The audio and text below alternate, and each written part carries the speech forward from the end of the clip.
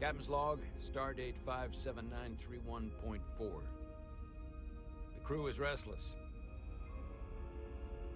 After spending too many months piecing our ship back together, we're finally about to venture out on a new mission. And the crew isn't letting this unprecedented ion storm slow them down. They're ready for something different. I know I am. Perhaps more than any of them. Fortunately, nothing ever stays the same. It's entropy, the nature of the universe. Change is inevitable. And while entropy says order gives way to chaos, in this case, change is good.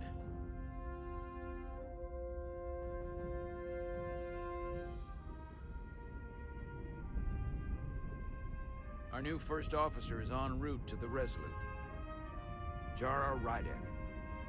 I know she'll bring a welcome dose of new blood to the crew.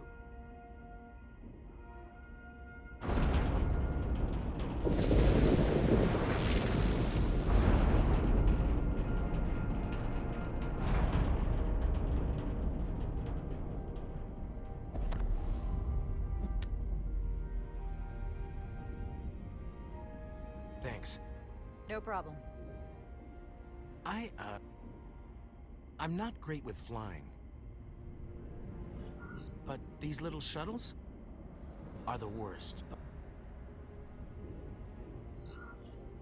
Stick around in Starfleet and you'll be sure to see worse than this. I have. And you're here to talk about it. In the flesh. That's good.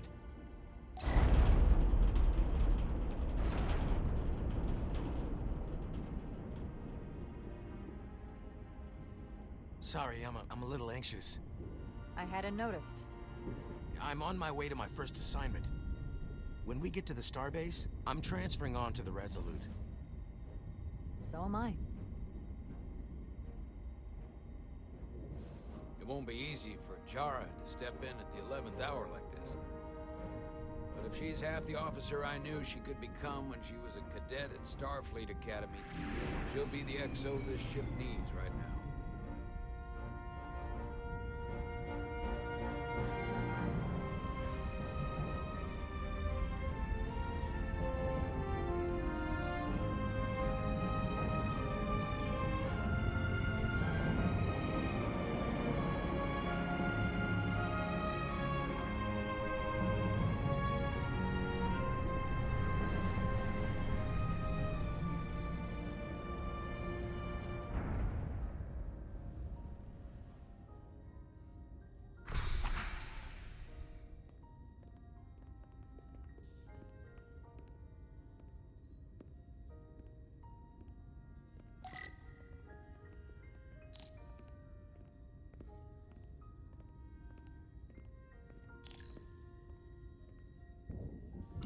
A starbase on the very edge of Federation space.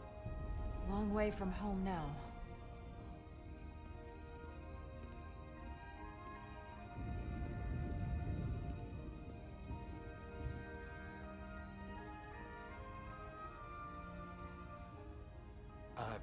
Commander? I'm not usually such a nervous wreck, by the way. I actually did well at the Academy. Oh yeah? Maybe you've heard of the Torvalin test? Sounds familiar. It's a tactical simulator that makes the Kobayashi Maru look like a picnic on Pintaris 5. Anyway, I finished in the top 20. Not just in my class. I mean, all time. In the history of the Academy. So, there's that. Really? That's quite impressive. Thank you. It was tough, but you know, I set my mind to it and it paid off.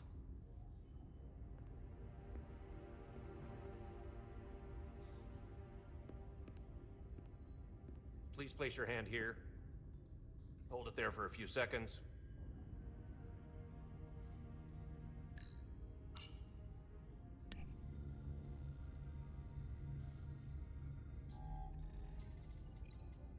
Welcome, Commander Rydek. Wait, you're Jara Rydek? You absolutely crushed the Torvalin test.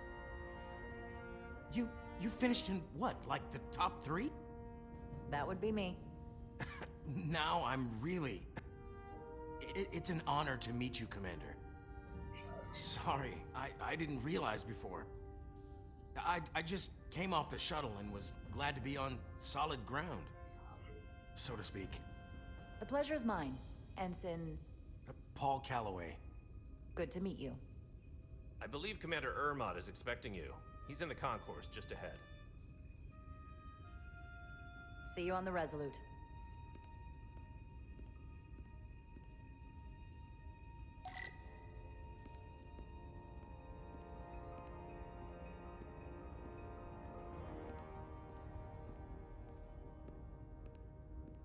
Good day, Commander.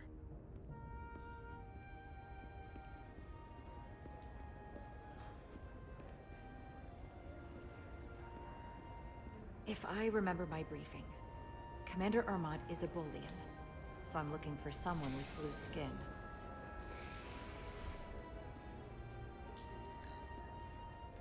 Are you all right? Yeah, I'm just... Well, I'm not sure where my departure dock is. The Resolute's gonna leave without me. Look here. The Resolute is leaving from this dock. Oh, you're right. Nerves must be getting to me.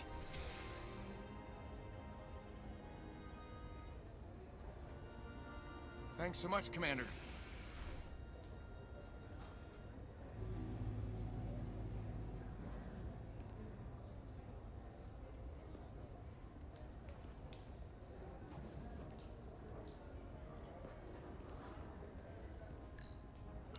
Starbase 128 has 4 docks.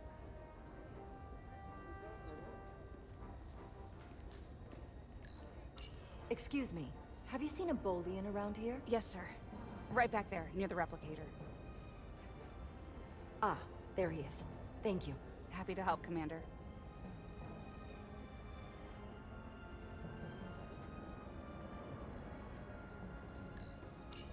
I'll replicate myself a meal once I'm on board. Excuse me.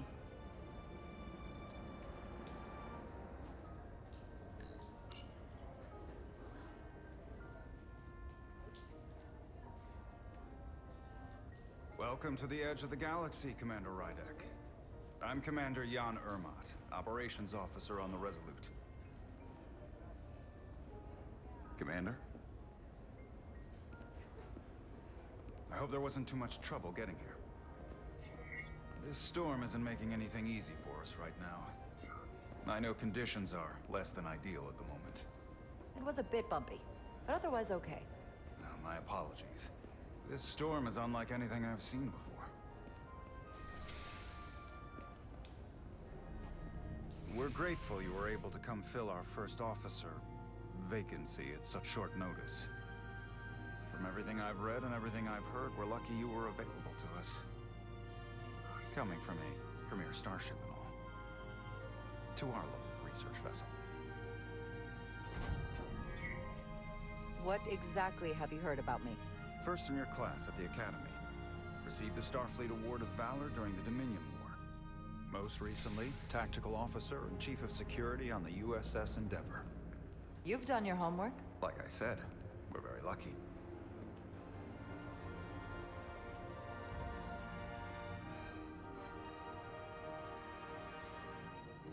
The U.S.S. Resolute. She may not look like much compared to the bigger ships, but as far as science vessels go, she can more than hold her own. And she doesn't look so bad considering 6 months ago she was nearly cracked in half, venting plasma, fighting for her life. It was an accident? Equipment malfunction. An accident suggests fault, but no one's to blame. It was a planned test, but the warp core was pushed beyond its limits. It destabilized the dilithium, there was a runaway reaction, and the warp bubble deformed. We thought we could reach a higher resonant frequency, but it was more than she could handle. Cost us our first officer and 22 of our crew. At the end of the day, we're all responsible for each other. That's what it means to be a crew. I can't even begin to imagine what that must have been like for you. I'm so sorry for your loss. Thank you. It does weigh heavy. There are some things you can't forget. It's been 6 months. What's the attitude among the crew now? Unsettled. But I hope that a new mission will help them move forward. If not, move on. Listen. I realize you've known Captain Solano for quite some time, and I'm sure you're ready to bring your best. But I should warn you that when the captain announced you would be the new first officer, there were those who felt it was a mistake, that he should have promoted from within. So you might want to tread lightly at first. Until they come to value your contributions as much as he does. Trust is earned, and it sounds like I have my work cut out for me. But I plan on winning them over. I don't doubt that. I just figured it was better to know what you're walking into. Of course. Starfleet has assigned us a high-priority mission to the Hotari region. I'll let the captain brief you on board. I know he's eager to see you. Will we be mission ready in time? We have every intention. The crew has been working around the clock to get the ship ready. There's still so much to do.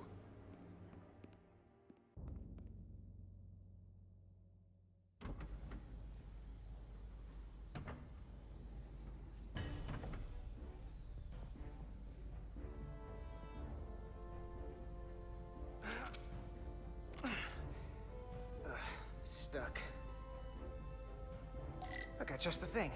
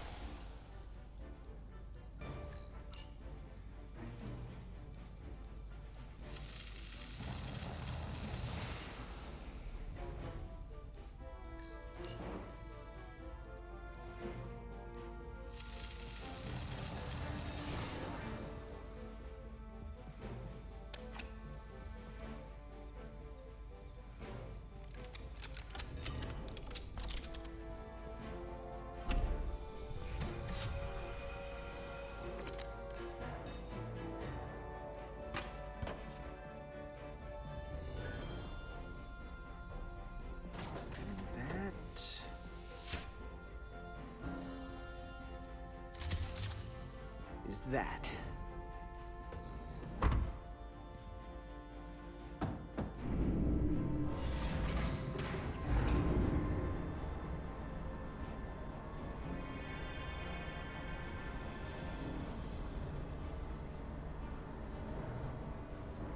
I thought that thing was totally fried.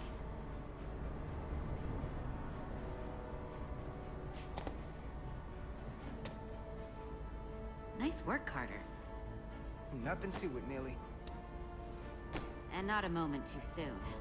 The boss wants us down in engineering. Like, now.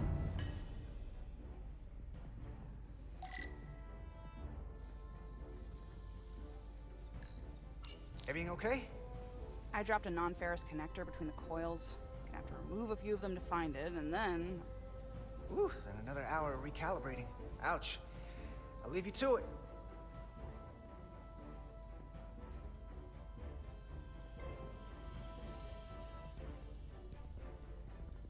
Come on! That's not where that goes. Maybe we can figure out where you're supposed to be.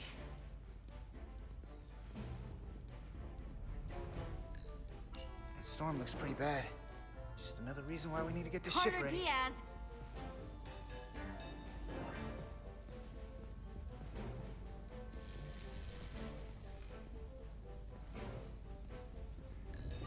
Hey Diaz, have you seen a hyperspanner around here? Oh, hey, there it is. You're a lifesaver, Hurry up! Diaz. Well, I don't know about that, but I try.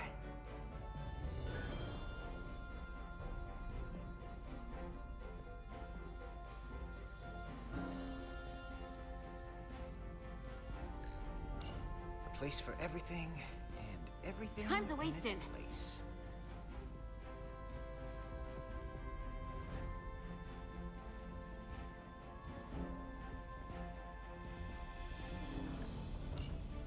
explosion in there was pretty extreme. Nothing I couldn't handle, though.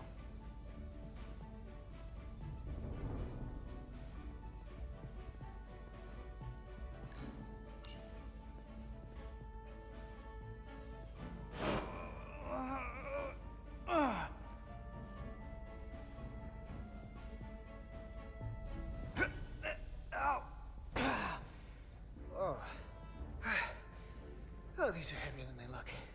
Makes more sense than 0G. You're welcome. So clean I can see myself. And you know what? Not half bad.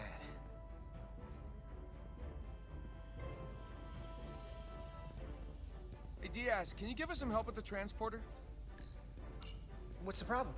We need to test this cargo transporter. I've never been that great with the signal plotting. I got it. No problem.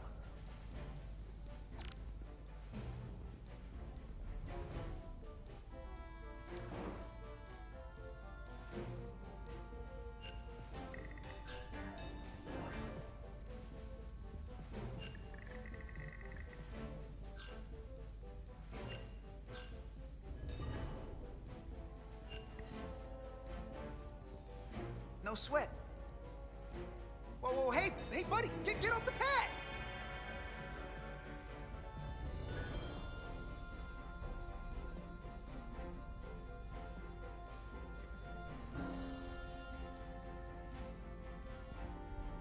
Don't tell Chovak. Not a word.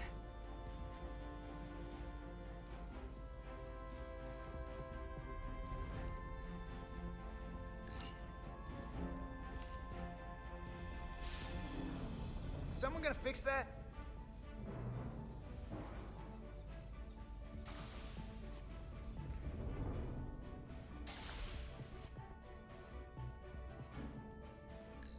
Hey, don't let LT catch you blocking the corridors like this. We'll clear it up once we finish the delicate work. Good looking out, though.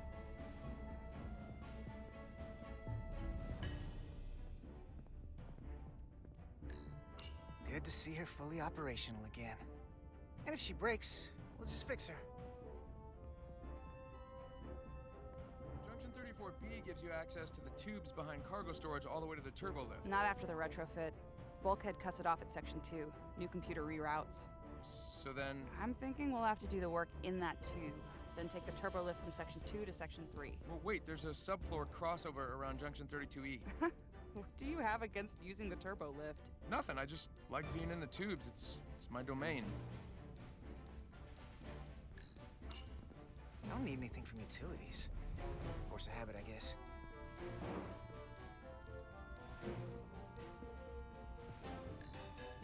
Hey, need any help?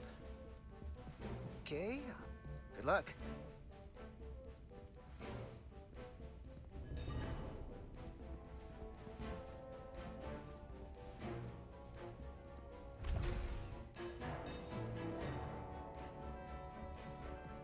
Engineering.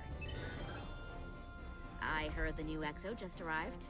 Won't be long before we get underway. I just hope whatever Chovak called us down for, it's something good. I can never tell with him. I'd rather not end up degaussing plasma manifolds. Hanging upside down makes me queasy. You and me working together, we can tackle anything he throws at us. Your optimism is positively contagious.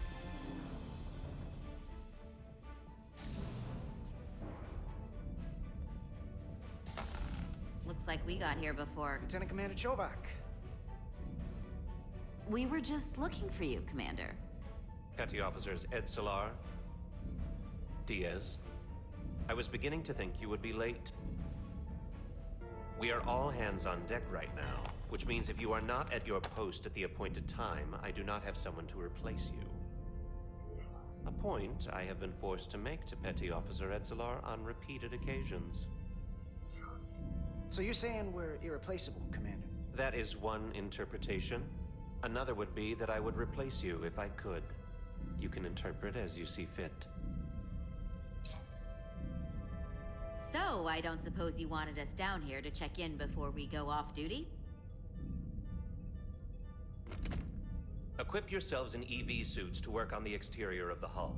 I need you to tune the structural integrity field for optimal performance. The subspace distortions and ionic interference we are experiencing are preventing the proper calibration. But this ship must be ready to depart shortly, despite the storm. The precise nature of these disturbances are not fully understood. But many systems have been affected by the wide band of emissive activity. Whatever it throws at us, we'll be ready. We've got the best chief engineer in the fleet. I am a Vulcan, Mr. Diaz. Flattery is not necessary. All that I require is that you do your job. Right now, that entails critical preparations, because long-range sensors show that these disturbances will be more severe at our destination, the Hotari system. You have your orders. Do not delay. Yes, Roger Commander that. Chovak. All hands on deck. What's that? All hands on deck. That's what Chovak said. You know what that means? It means this ship isn't ready to go out and the brass know it.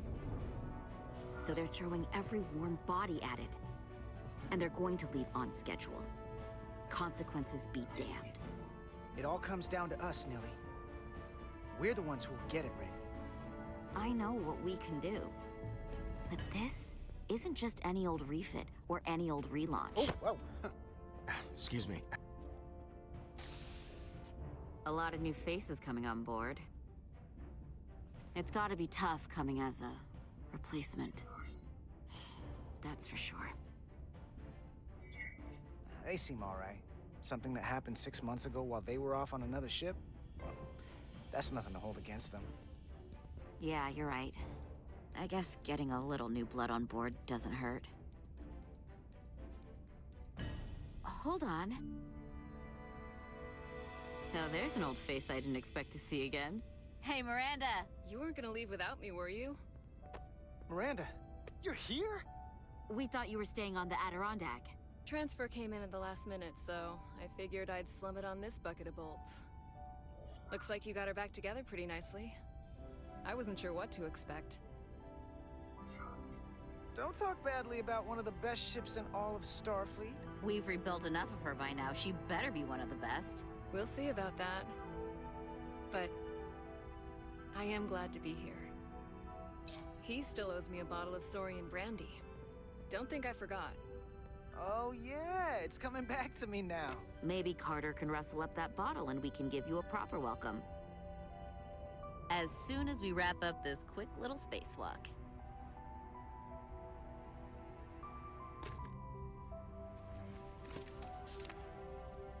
Here, let me help you. Thanks. So what's the word? Are you back in the security rotation? Yep. Still running with the usual suspects. Whoa! Good to go.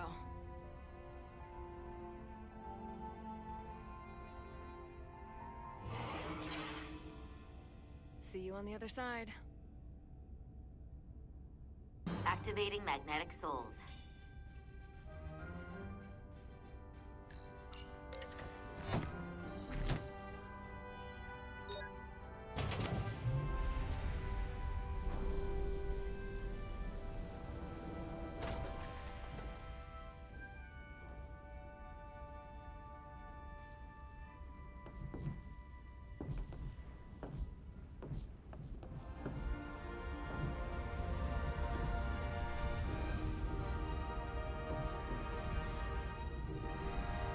That view never gets old. Let's go.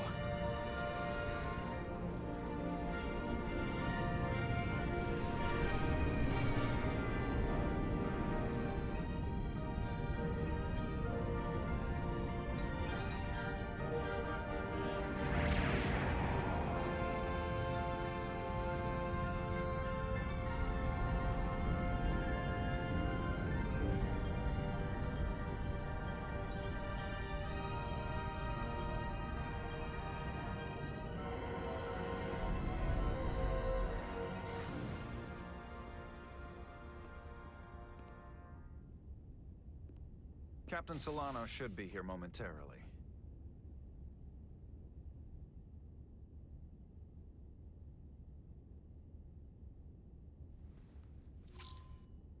You'll have to forgive me, I don't know much about Kobleods. But my understanding is you need a steady supply of Duridium to keep your cell structure stabilized, or bad things start to happen. And we have plenty of Duridium in sickbay, so there's no risk of running out. Thank you. Feel free to make yourself at home. And help yourself to whatever you like from the replicator.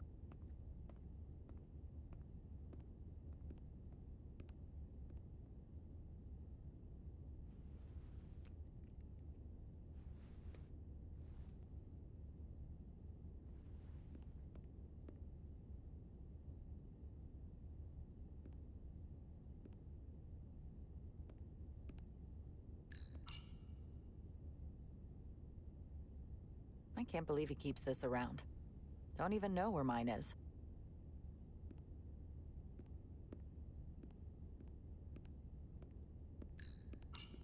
Just a sip of something.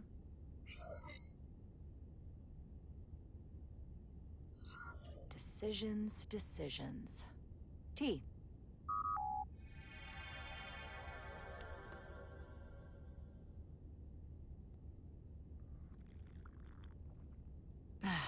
That's lovely.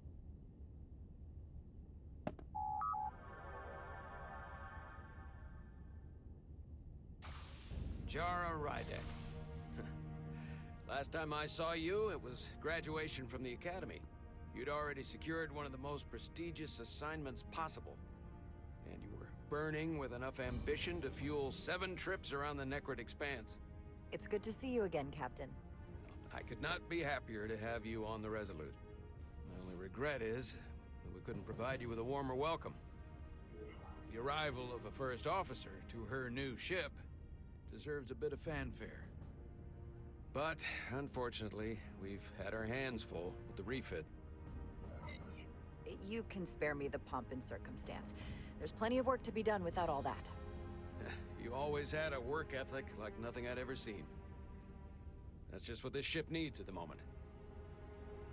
As I'm sure you've heard, we've had a rough go of it these last 6 months. The ship suffered some damage, but not nearly as much as the crew.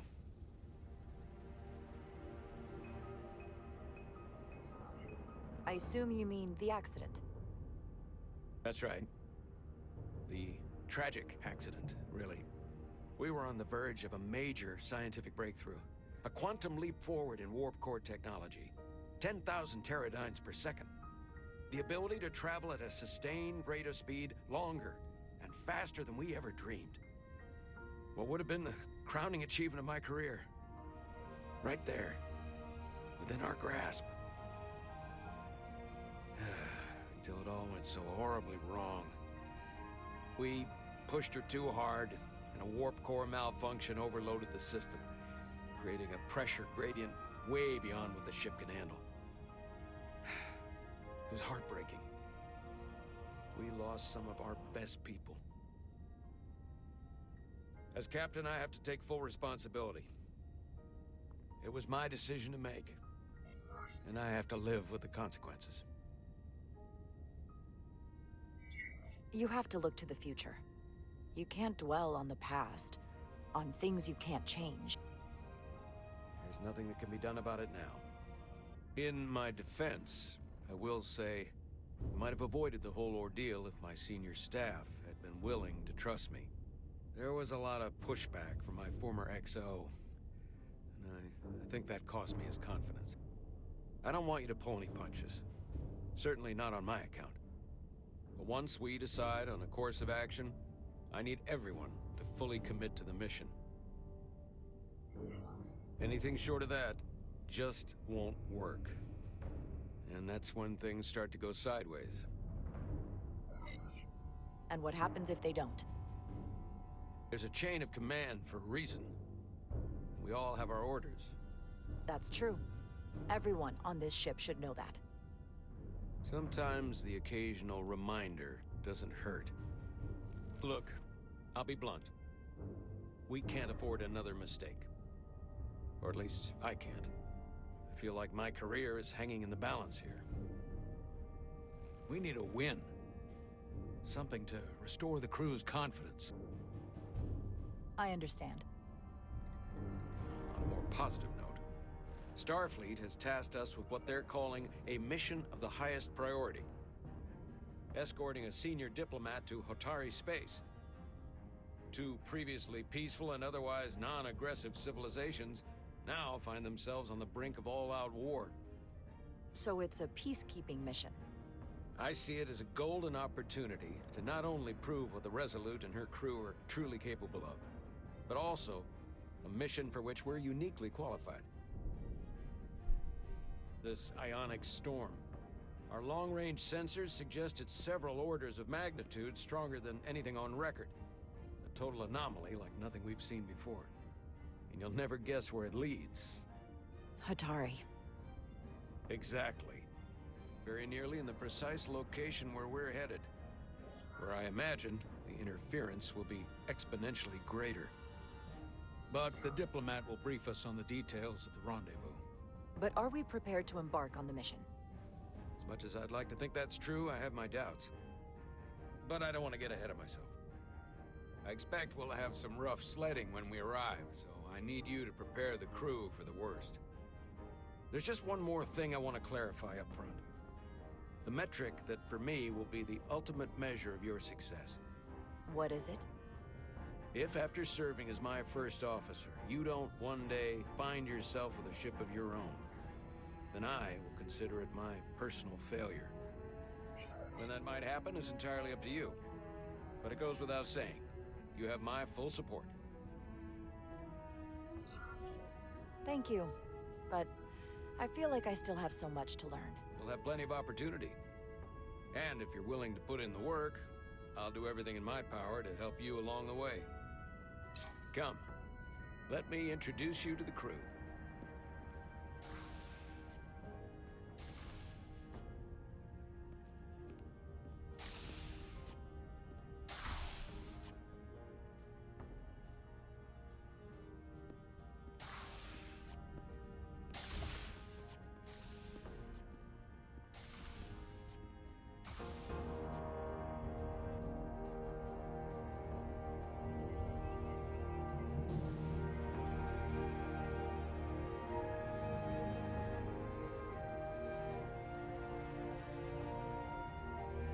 Everyone, if I could have your attention for a moment.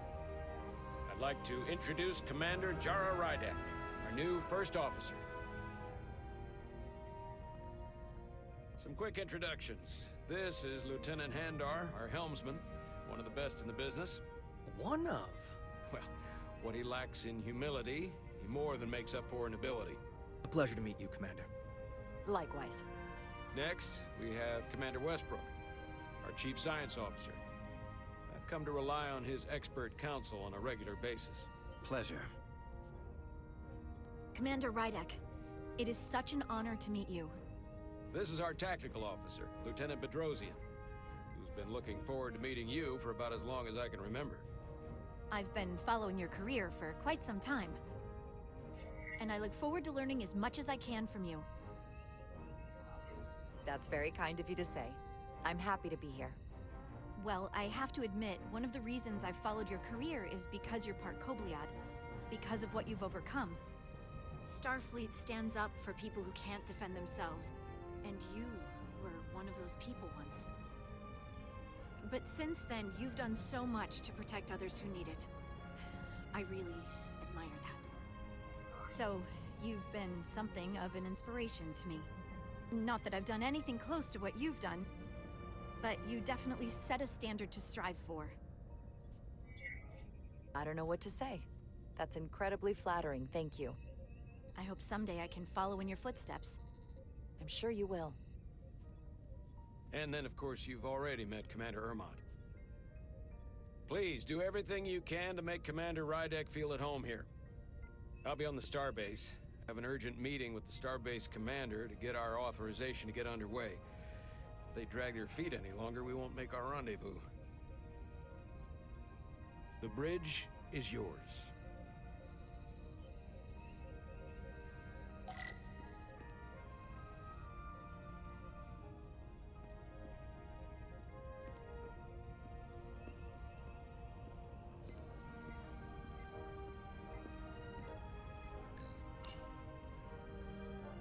impressive range of view.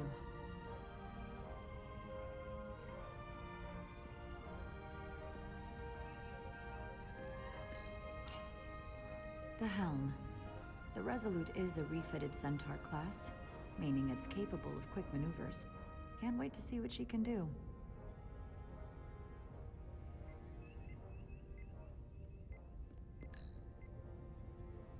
Operations. Staffing, supplies. There's a lot to keep track of on a starship. Good thing we have Commander Ermont.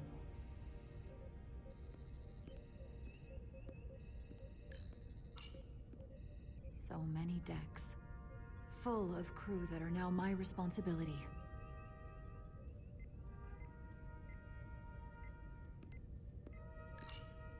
Communications. Keeps us in contact internally and with other vessels.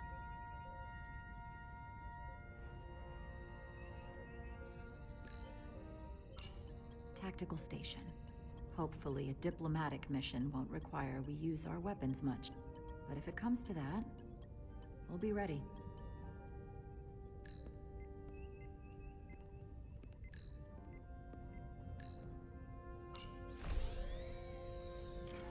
Tactical hollow dais.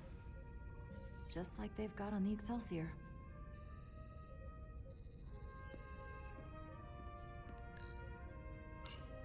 The first officer seat. My seat. Right now, though, I need to fill in for Captain Solano. Science station. The Resolute is a science vessel, primarily. Might explain Commander Westbrook's attitude. I'll have to speak with him later.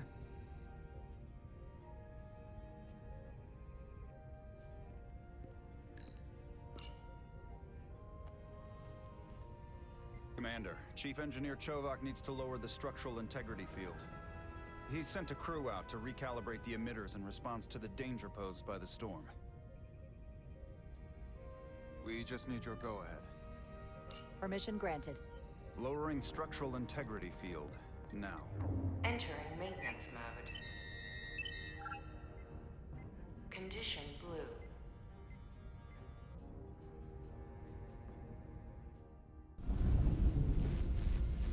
The storm is getting worse. Looks like they turned off the SIF. Great. Let's get to that emitter.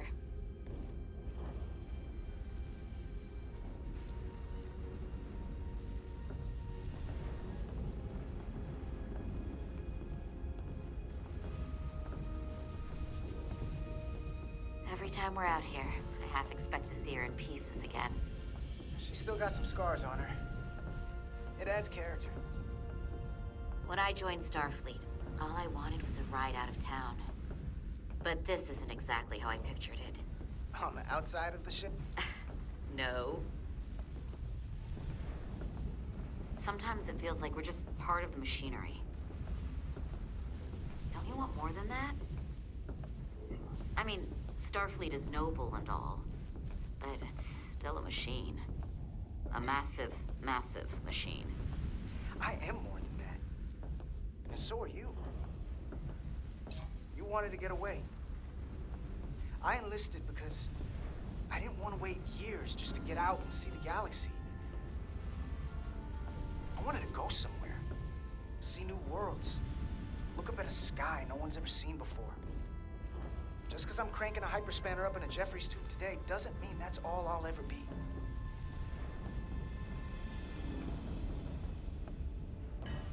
Diaz to Commander Chovak. We are at the SIF emitter. Acknowledged. You may proceed with the recalibration.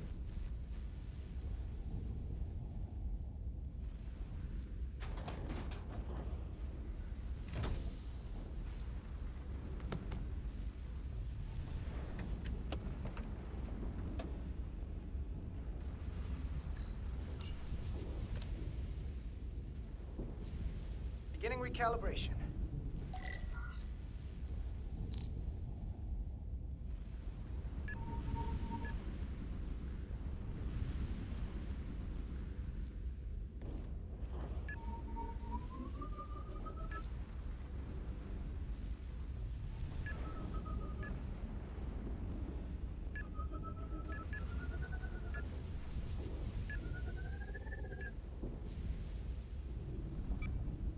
Looks good. That wasn't so hard.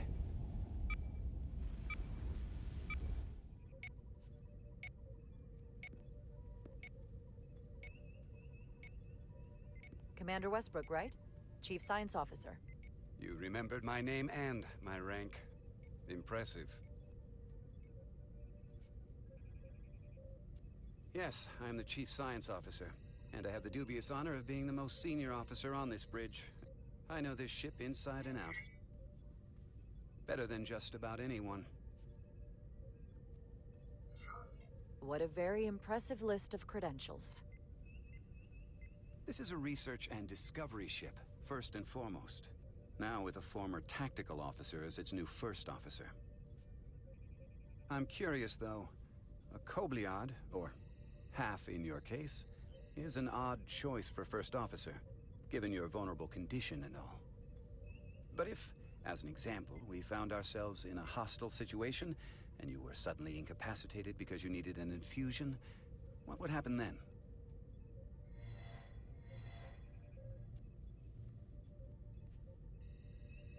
You'd leave Captain Solano without an XO.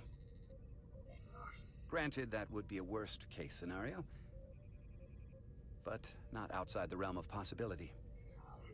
Captain Solano's familiar with my condition.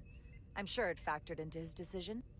So I'd have to say it's not a problem. But we should probably have a contingency plan just in case. Listen, can I be blunt, Commander? I see no reason to stop now. Commander Sutherland, your predecessor, was one of the best first officers in all of Starfleet. His record was impeccable and his reputation was without equal. I mean no disrespect, but the shoes you're stepping into are almost impossible to fill. He was loved by the crew. And he was one of my closest friends. So I can only hope that you'll live up to expectations. I don't think I could ever replace Commander Sutherland. And it would be a mistake to even try.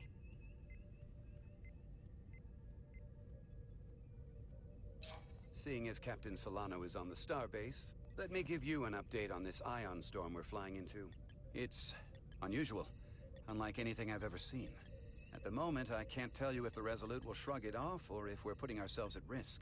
However, if we learn more about its patterns, its nature, we can come up with a scientific countermeasure. Just a moment.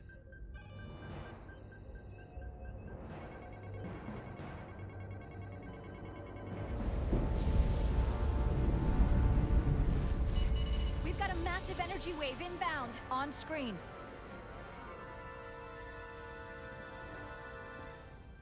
Tracing its trajectory. Starbase docking clamps are holding. The storm's emissions are fluctuating, coming in waves. And if my projections are right, we're about to get hit by a wide-band burst of ionic energy, like a tsunami. I'm reading power abnormalities all over the ship. Estimated time to impact. Red alert! Aye.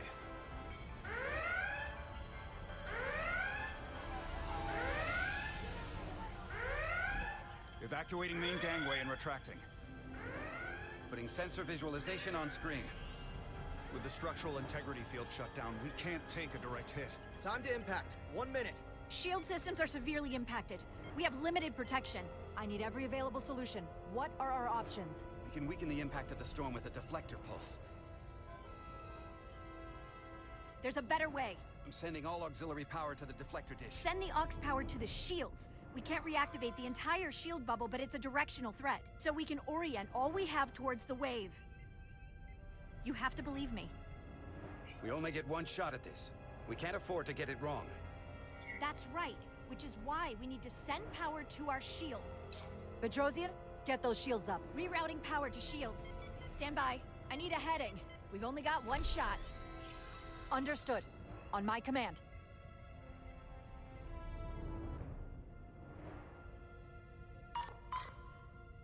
Heading locked. Raise shields.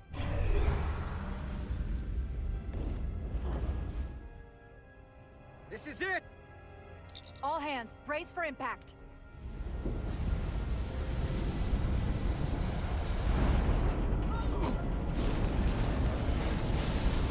Whoa!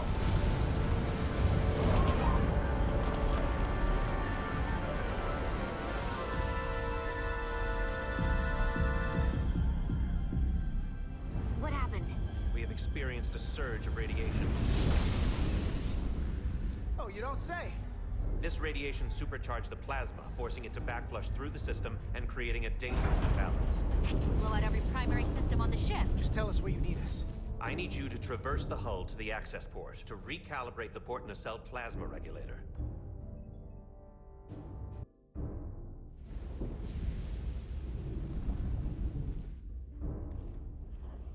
We've reached the first access point. Understood. Do you see the override for the level 1 failsafe circuits?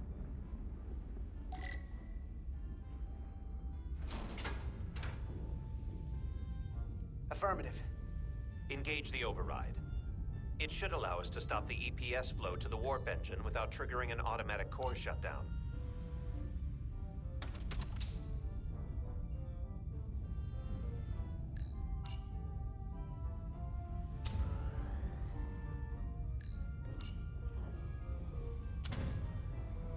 Failsafe override engaged. Are you sure? I am registering some crosstalk in the bypass circuit. We need to route the signals so they don't interfere with each other.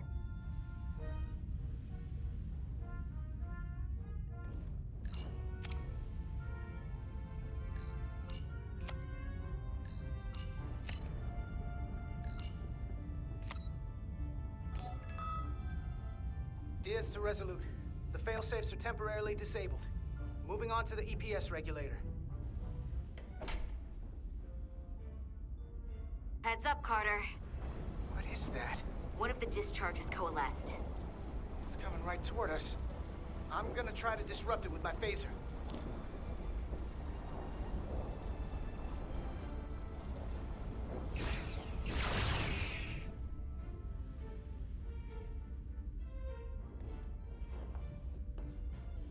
So we gotta climb up the pylon. Not that there's really an up, but, you know.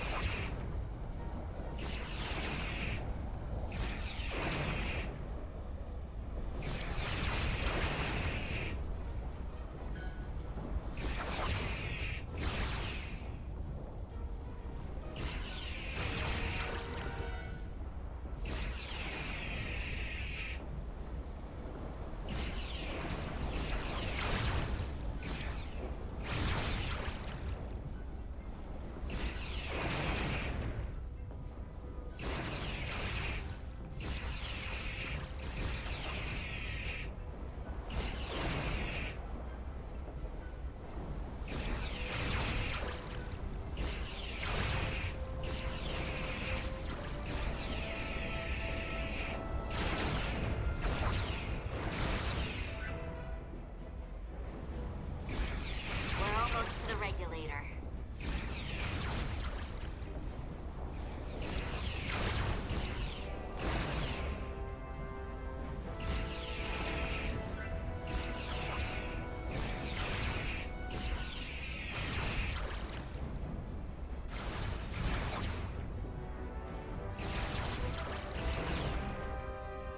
We're at the regulator.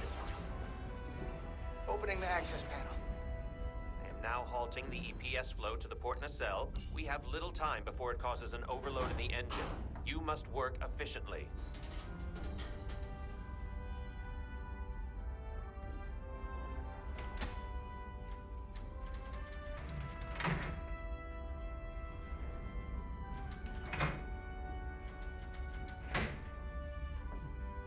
EPS manifold adjusters reset to neutral.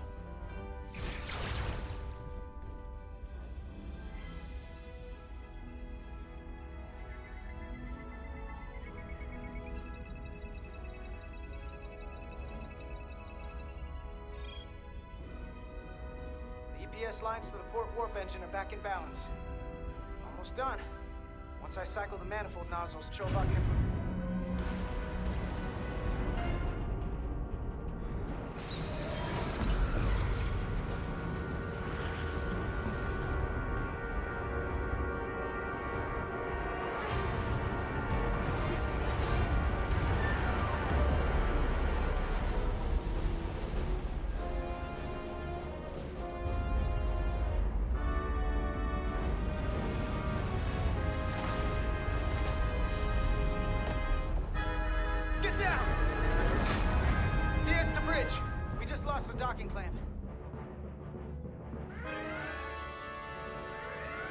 lot of debris coming down.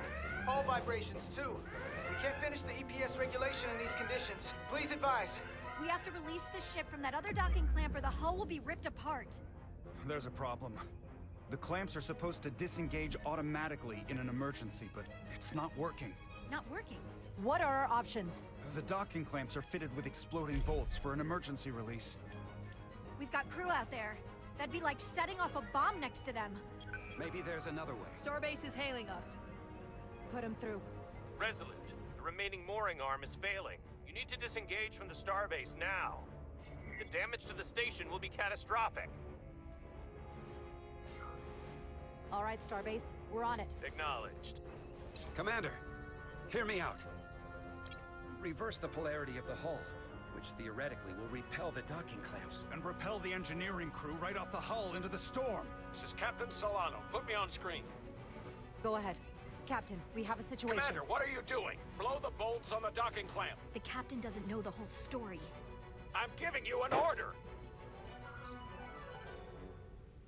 Jara? All due respect, sir, it's a more complex situation than when you Jara, disembarked. I need you to do the right thing. We can't have this go sideways before we even leave for the mission. The captain made himself quite clear. They're gonna get hammered with debris out there. Reverse the polarity. There is protocol. And there are lives. What is the holdup? Starbase, stand by.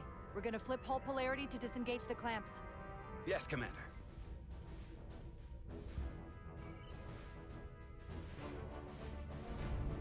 Repair crew, this is Acting Captain Jara Rydek. Be advised, we are going to reverse hull polarity to free us from the remaining docking clamp. Tether yourself and deactivate your boots on my mark. Understood. 8, 7, 6, 5, 4, 3, 2, 1. Mark!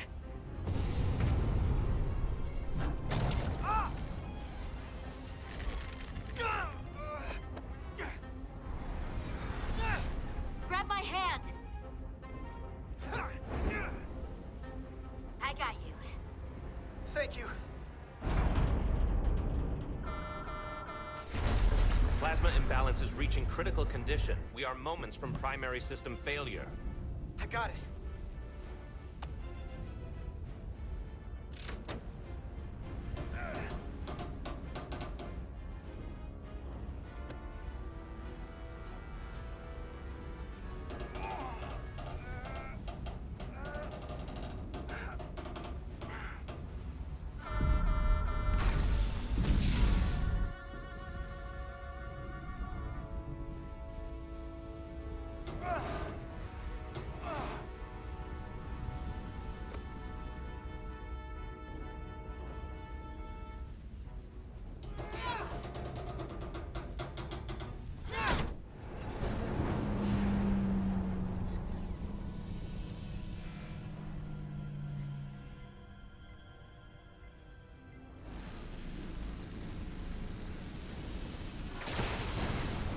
Look out!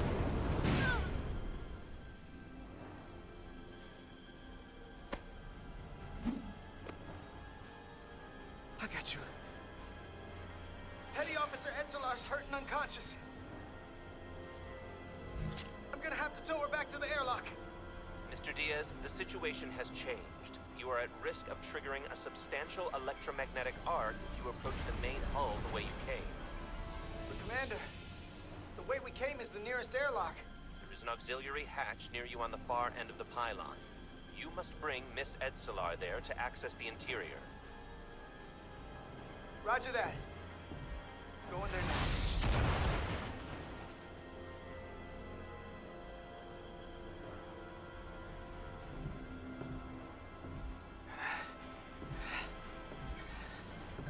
I'm at the auxiliary hatch.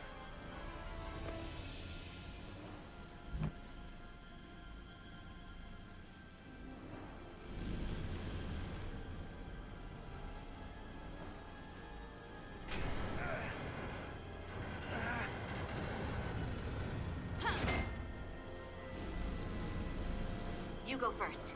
What? Let me save your neck this time. no time to fight me on this. Get in there! Not on your life. Let's not let it come down to that.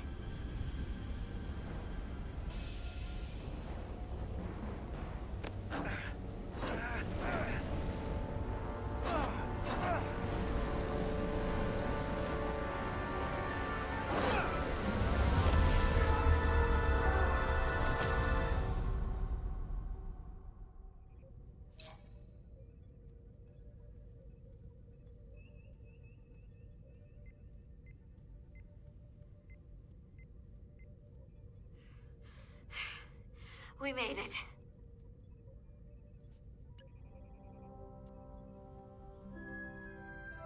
They're safe, bringing the Sif fully online. Do it.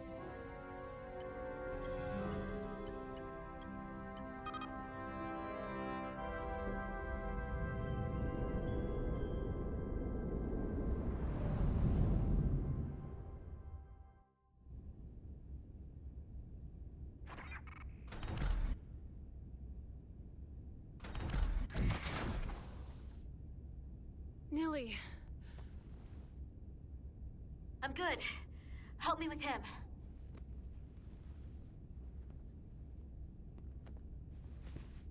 Let's get this off. Medical. Got one wounded at my location. Carter. You don't look so good.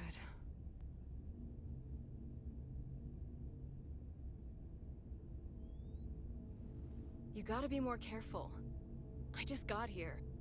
I'm not ready to see you two get blown to space dust just yet.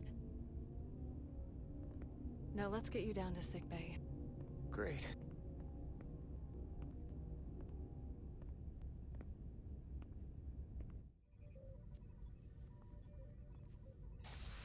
Status report.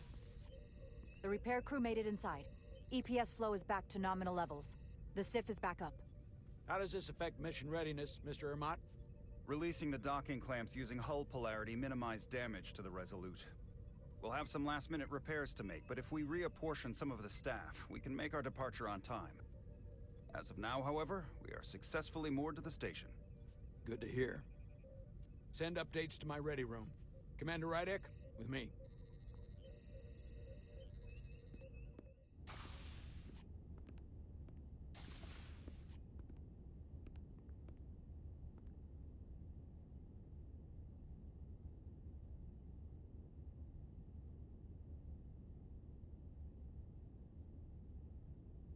You disobeyed my orders.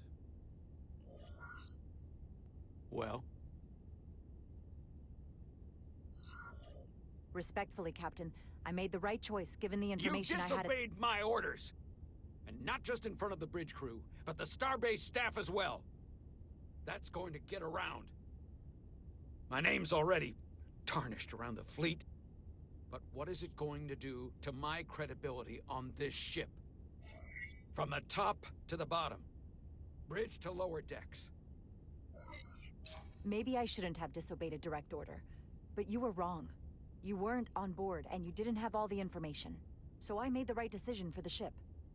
If you're worried about your credibility, put your ego aside and trust your crew.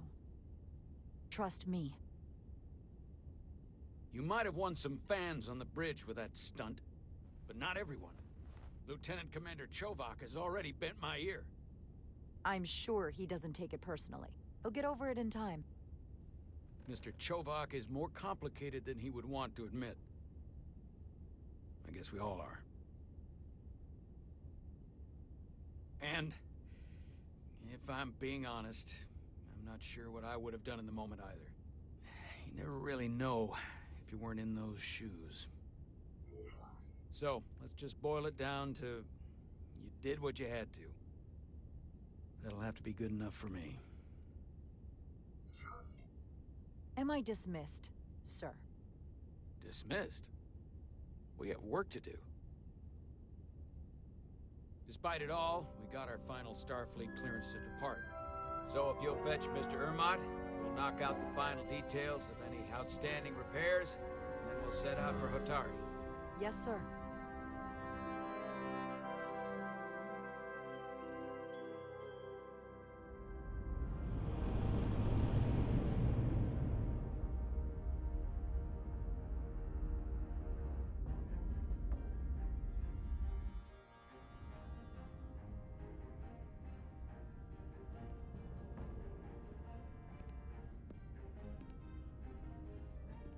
All departments reporting full mission readiness. We've got our full complement on board. This is my favorite moment, right now. The start of a new mission is always full of possibility. The Orion Syndicate could sell it as a drug. Don't let the Admiralty hear you say that.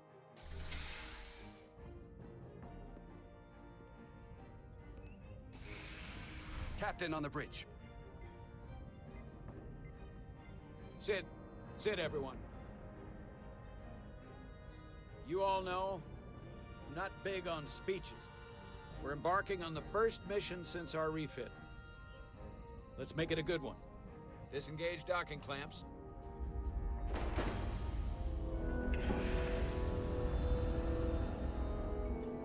Docking clamps released. Thrusters ahead, Mr. Handar.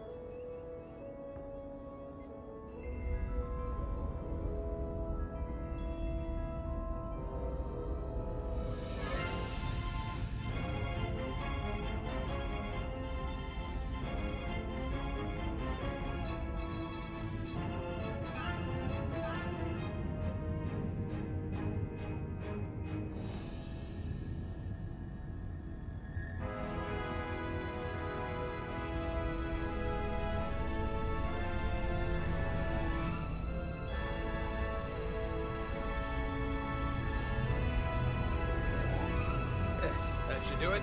Set a course for the Hotari system. Prepare to go to Warp 8. Aye, Captain. You know what? You take this one. Me?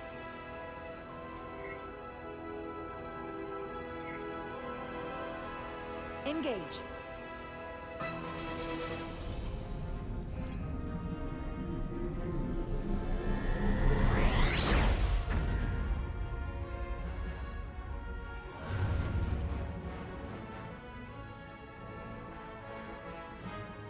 Simple, but effective.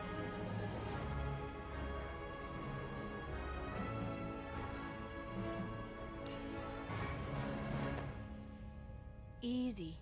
Thank you. I'm fine. Really, You don't look so good.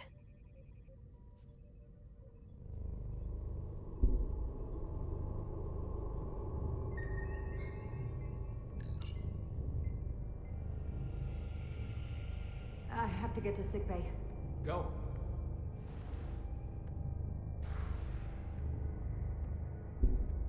Commander, help me get her inside!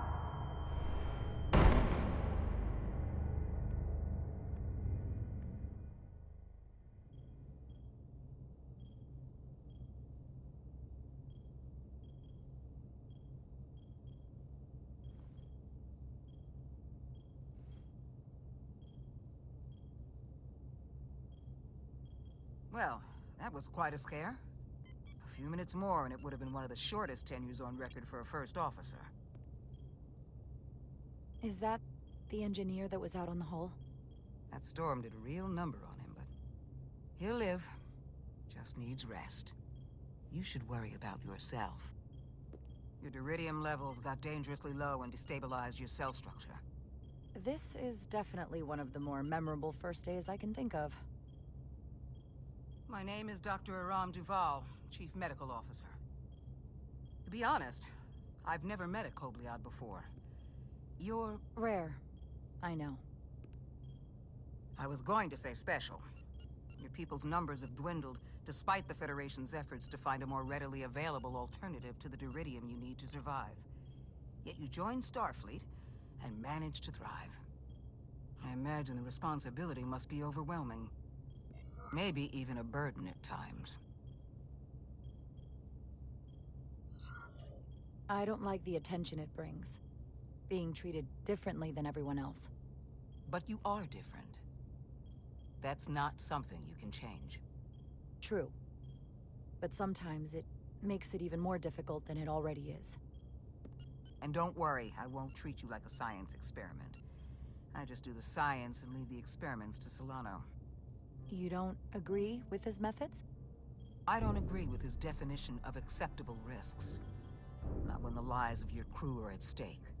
My professional opinion is that the accident took a toll. More than he's willing to admit.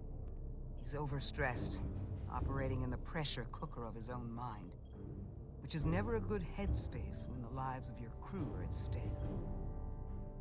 What concerns me is that now he's even further away from the thing he's been chasing his entire career. Breakthrough discovery.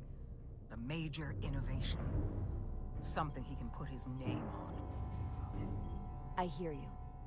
But that's my job, isn't it? To make sure that doesn't happen. And we don't lose sight of the bigger picture.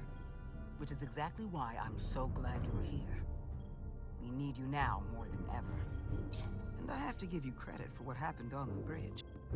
It took guts to defy a direct order. Huh. I guess word travels fast around here. It's a small ship, and everyone's curious about the new XO.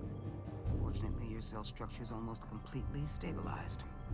And I'll spare us both the lecture, but I do feel it's my responsibility to remind you, without regular infusions of Duridium, you will not live. It's as simple as that. Understood. Then, my work here is done.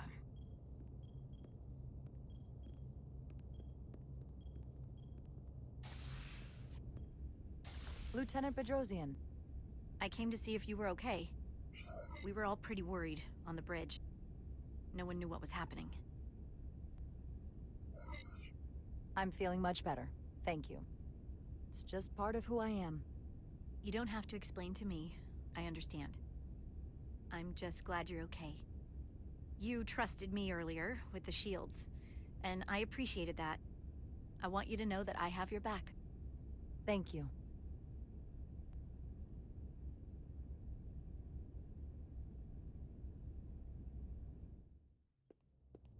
Now, Carter, the emissions that gave you that burn are quite unusual, like everything else that goes with this storm. That's a combination of hyronalin and lectrazine to counter the radiation effects. That should help speed your healing. She's come by a couple of times to see you already. Be brief. It's good to see you awake again. I was starting to get worried. Not that you aren't in good hands with Dr. Duvall. You did take one hell of a shot, though. Ah, come on. You know you can't get rid of me that easy. Don't push me, Diaz. You do not want to see me try. No, nope. I am not getting on your bad side. I am a formidable enemy. Millie was looking in on you too, by the way. But since it's just us right now, I had a chance to think about this while I was away. And I thought it was important that I just come out and tell you. Instead of tiptoeing around it. Or worse. Wait, are you angry at me or something? Oh, no, not that. I'm sorry. I'm probably making too big of a deal here.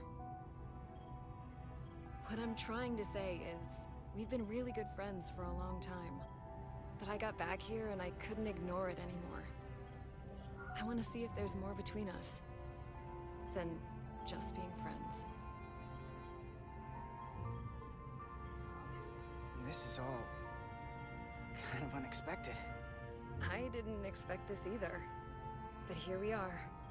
And I didn't want to ignore it. I just figured I'd steer right into it. Well, what do you think? I've been about as direct as I can stomach. You can do that too. That's a lot to think about. I know it is. So, maybe I should think it over. Oh, yeah, take as long as you need. I get it. But don't leave me hanging. Sorry to interrupt, but the patient needs to rest if he wants to get back to his old self. Of course. Get better. And while you're resting up, think about what we talked about.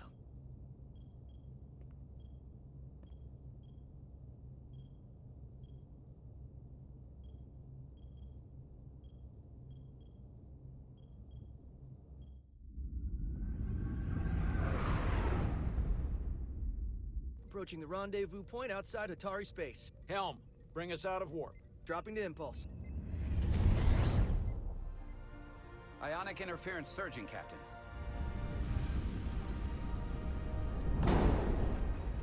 Shield integrity holding. We can take it. We are at the correct coordinates to meet the shuttle. Commander Rydek, find us our diplomat, if you will. Aye, Captain. Let's reduce the noise. Filter out environmental signals. I can manually tune what's left for Federation signal types.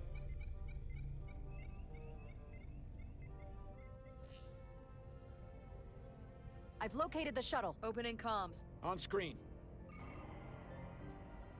Shuttle to Resolute. Shuttle to Resolute. Debris field. Lost maneuvering. Losing. I can't get it any clearer. We won't get a transporter lock. It's just not happening. Power up the tractor beam. We'll pull them directly into the docking bay.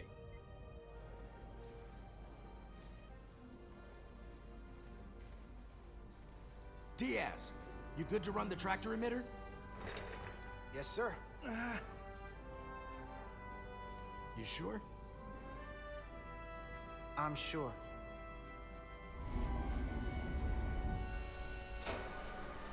Come on, Diaz.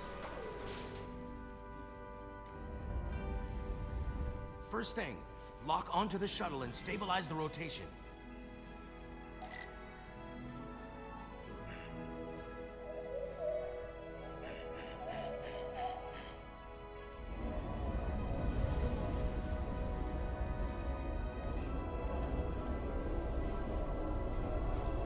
We're pulling in debris.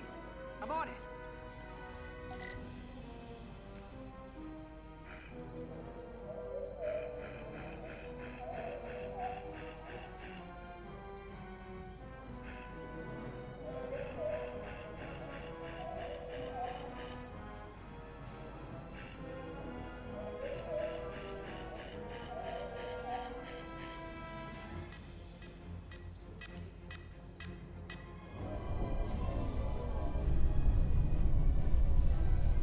That's gonna take out the shuttle. Diaz, the bridge. There's a large piece of debris headed for the shuttle. The tractor beam can't handle it. Can our shields take it? I believe so. Commander Rydek, plot an intercept course.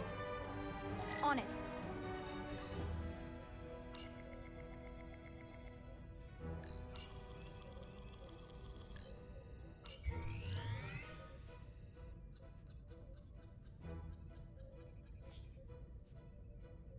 Here we go. Maneuvering thrusters bearing 53 Mark 17. 200 meters on an intercept course. Maneuvering.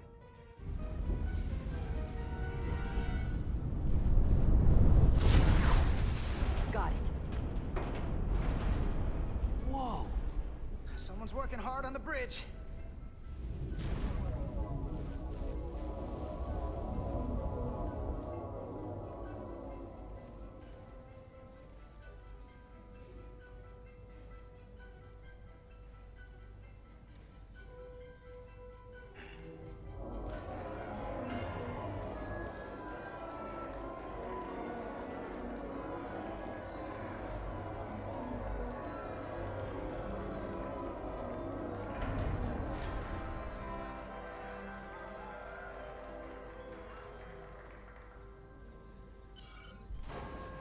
We got the shuttlecraft on board. Good job. We're on our way down to meet them.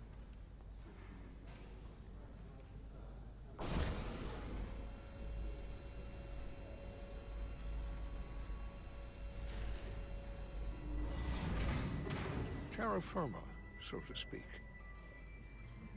Ambassador Spock.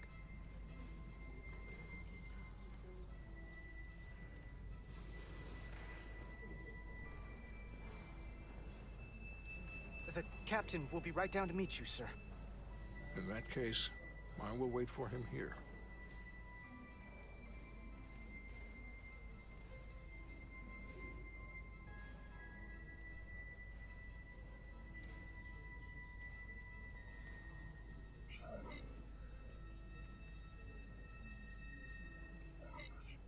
Apologies for the landing, Ambassador.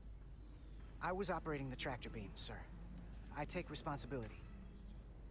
Our arrival was the smoothest part of our journey. Your artistry with a tractor beam is commendable. We thought we were prepared for our arrival in Hotari space, but it is evident my craft was not sufficiently robust for such intense ionic activity. The storm has been pretty intense. There was an element that was most unusual. Before you came to our aid, our maneuvering thrusters and impulse engines were rendered inoperable. So we attempted a short traversal at warp speed, only to find that we could not achieve warp at all, even though our diagnostics computer showed no faults or anomalies. What do you make of that? When all indications say that warp speed is possible, but in practice, we find it is not. Well, this storm is one of the strangest phenomena we've ever encountered. It's disrupted other systems. Who knows what it might do to a warp drive? Yes, it would seem further investigation is called for. Take readings, run some additional diagnostic checks, and we'll get to the bottom of this. Quite logical, Petty Officer... Carter Diaz. Sir. Thank you. Ambassador Spock. Excuse me. I'm honored to have you aboard. I'd like to get right to it. We're already behind.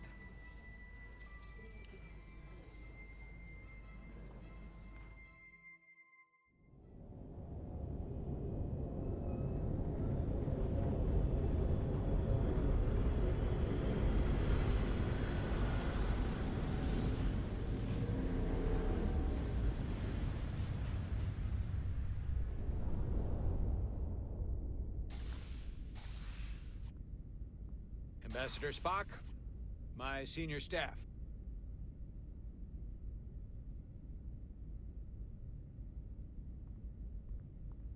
It's not every day that a captain gets to welcome a Starfleet legend aboard. You flatter me, Captain Solano. But legend implies the past tense, whereas I am very much focused on our present circumstances. I didn't mean to suggest you were stuck in the past. You're right, Ambassador. Not the most diplomatic choice of words. Your experience comes from the past. But our present situation calls for it. True enough. We were hoping you could fill us in on the details. We got the basics from Starfleet. Two formerly peaceful neighbors are now on the brink of war. Indeed, and the tension between them grows fiercer by the hour.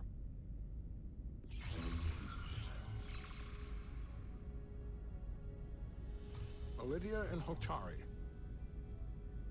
The Lydians are the more advanced species. They made first contact with the Hotari over a century ago. This is Tau, the Hotari moon. It is rich in dilithium, and for decades, the Hotari and the Illydians have shared a mining operation there. The Illydians provide the technological resources, while the Hotari have served as the labor force. The stability of that arrangement was the source of their peace, until recently. The Hotari have suddenly and forcefully seized control of the mining operations and expelled the Illydians from their system. That is the official story, as told by the Hotari when they requested Federation mediation. But the details remain scant. Communications between all parties have been limited by the ionic interference. Have the Illydians retaliated against the Hotari? Or taken any action against them? Surprisingly, they have not yet responded in kind. They were open to a Federation presence, but it is unlikely the relatively primitive Hotari forces would stand a chance against the Illydian fleet in open war. Left unchecked, this conflict will result in more bloodshed, which is what we are here to prevent. And the dilithium trade hangs in the balance. Clearly, the Hotari have been exploited in this relationship. Maybe we can persuade them peace is the more profitable alternative for everyone. They both profited from the mines. And for the Hotari, something is better than nothing. Peace is our objective, after all.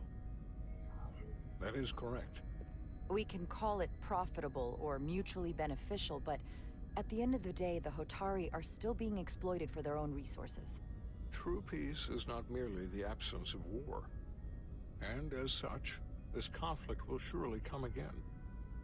Neither the Elydians or the Hotari are members of the Federation, so we can't make them do anything. There is an additional complicating factor I should mention. In the past, the Federation has relied on the Elydians as a source of dilithium. That certainly changes things. The Federation sources its dilithium from a lot of places. Yeah, and this is one of them. So we've already played a part in this. Unfortunately, that is indeed the case, Commander Rydek. We're morally obligated to make this right. Hold on. Our only obligation is to negotiate the peaceful resolution of this conflict. Given the Federation's involvement in the Elydium dilithium trade, Captain Solano and I must make every effort to appear neutral in these negotiations. What worries me is if this whole thing unravels, and we're at the mercy of the storm at less than full strength. We can't let it come to that. Considering what the Ion Storm has done to our ship, and the Ambassador's shuttle, we have to assume the Elydian fleet has had problems with it as well. This recent surge in the energy disturbance temporarily levels the playing field. Commander Westbrook is correct. The energy anomalies around the Hotari systems have been noted in the past. But they have never been observed on the orders of magnitude we have seen in recent weeks. That may answer why the Hotari were able to strike back after so long. They finally had an opportunity, and they took it. That would also explain the Elydians' restraint. And reason to learn as much about the energy anomaly as we can while we are here. We do not want to be caught at a disadvantage of our own. So I trust we understand our circumstances. We're operating on a strict timetable here, and we're going to be leaving for the negotiations shortly. Commander Westbrook, I want you to leverage our systems to investigate the anomaly from here while we're gone. Aye, Captain. Thank you all. Dismissed. I want to speak to both of you privately.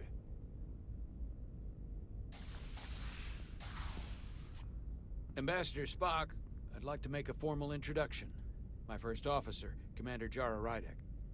Commander, as you are aware, there are limits to what Captain Solano and I can do in our official capacity as representatives of the Federation. But someone in an unofficial capacity, your first officer, for example, would not be bound by those restrictions. Commander Rydek could ingratiate herself to certain parties behind the scenes, where they may be more candid in revealing information that could lead to a resolution. She certainly goes her own way. Maybe that helps in this case. It would be unconventional. With all due respect, Ambassador, I'm not a trained diplomat. That's exactly what we're going to leverage. I began my time in Starfleet as a science officer, not as an ambassador. We must be adaptable in the line of duty. Well, I hope Commander Rydek will have more luck finding out what really happened than we will through official diplomatic channels. The fate of the negotiations, the interests of the Federation, and the prospect for peace may very well depend on it.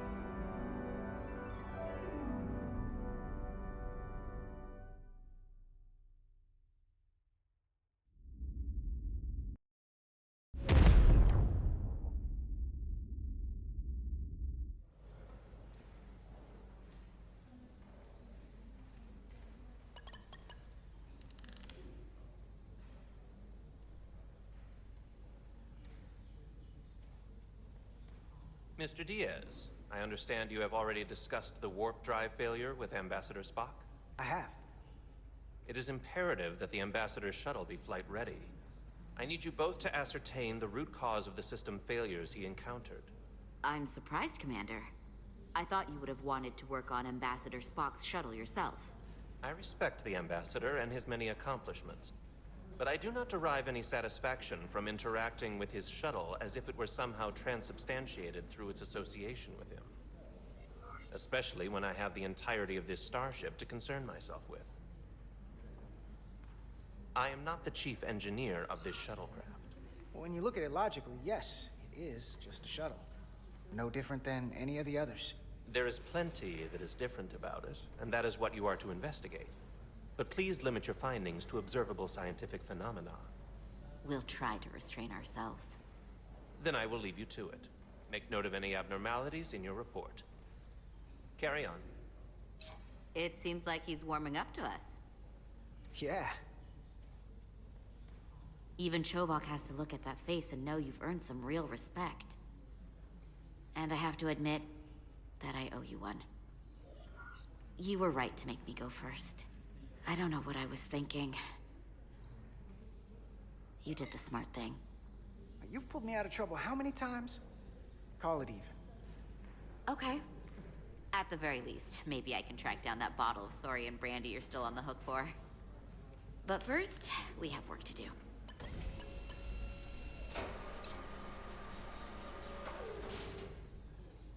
Ready to go? All set. Let's run the diagnostic.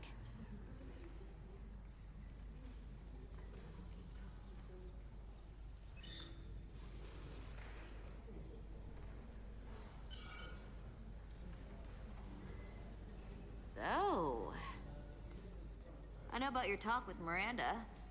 You do? She sent me a Priority 1 dispatch right after your conversation. Yes or no, that's one thing. But I can't believe you said you needed to think about it. I did need to think about it. Well, you can't leave this unsettled. It's not fair to her. She was direct with you. Didn't play games. Neither should you.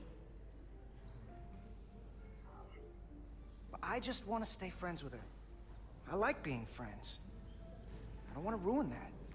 Then you should tell her that. Don't keep her on the hook. Is that thing done? Yeah, it's wrapping up. Let's see. The relays along the primary EPS are blown. The backup relays are all intact. An EPS overload from the warp drive could cause that. But how did the shuttle end up dead in the water? Huh. Well, maybe the ship's data recorder can tell us something.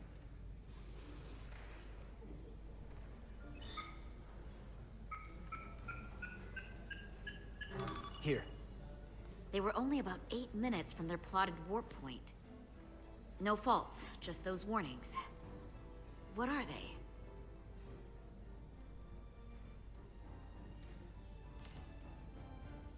Subspace variance out of tolerance. What does that mean? It means the main navigation array lost sight of space somehow. Will the array going offline cause that? Yes, but it should have also thrown a fault code. The warp field became inverted suddenly. I've seen this happen when the center warp coil cracks. A cracked warp coil throws a fault code. Still, we should take a look.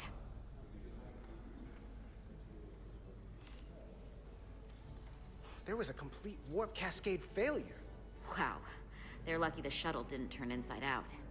Makes me think the computer panicked on the warp field equation. Any one of these failures should have thrown a fault. If it was caused by a system failure. None of this caused the relays to blow. Roll forward to when that happened. Yes, ma'am.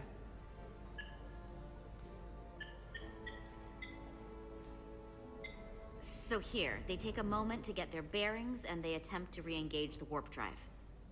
There. That's the relays blowing.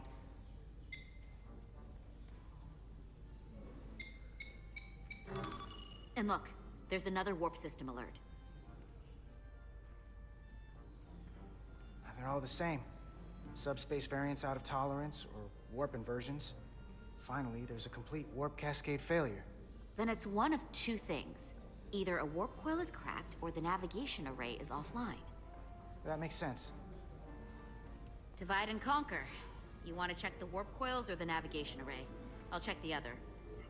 Let's not overcomplicate this. One of these systems is likely broken. I'll check the nacelles for a cracked coil.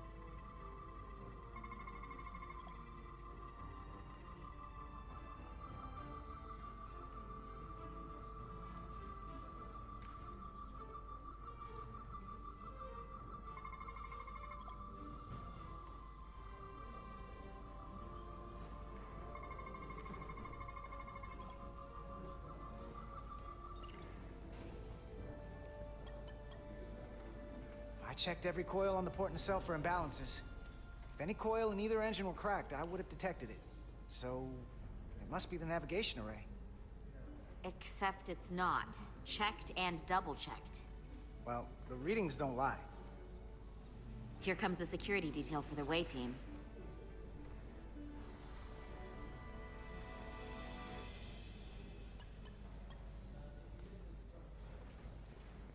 Hey, going planet-side? Yep, as soon as the negotiating team comes down from the bridge. And you've got your hands full, opening every compartment on this shuttle.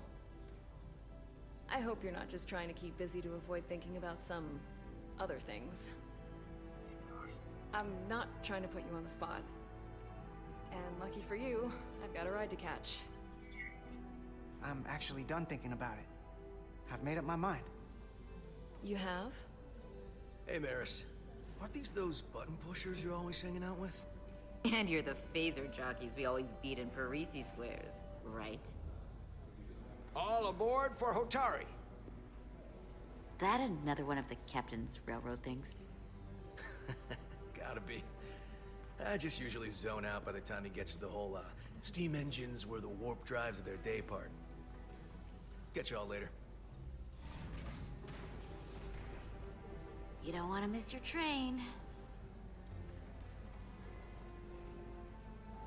I do have to go. So, you said you made up your mind. You have something you want to say to me? The train is leaving the station. I'd like to know what I'm coming back to. I think we should keep things the way they are. You're one of my best friends. And you mean so much to me, and I don't want to risk losing that. I really don't. I understand. I gotta go. Sorry.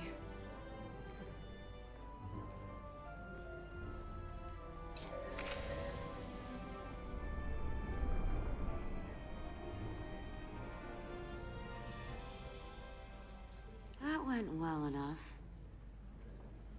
It'll be fine. All right, where were we? So, the warp coils in the navigation array are fine, but the nav computer doesn't seem to think so. I'm out of ideas short of field stripping the shuttle from bow to stern. You wanna take this out of the shuttle and throw it on the bench? Oh, real hands-on maintenance. I like it. Okay, the nav computer is patched into the ship. The ship's computer can double-check our work. If the shuttle's nav computer is putting out false data, we'll know it. Let's run through the shuttle's logs again. Running now.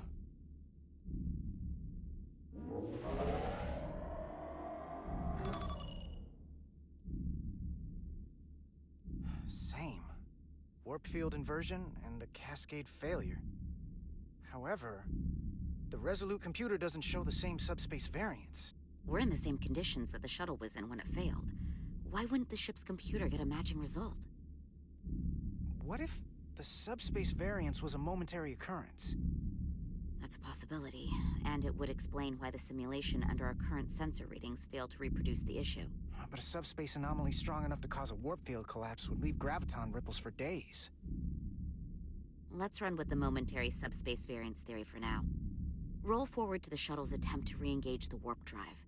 We need the conditions of space around the shuttle at the moment of warp failure. Resuming simulation.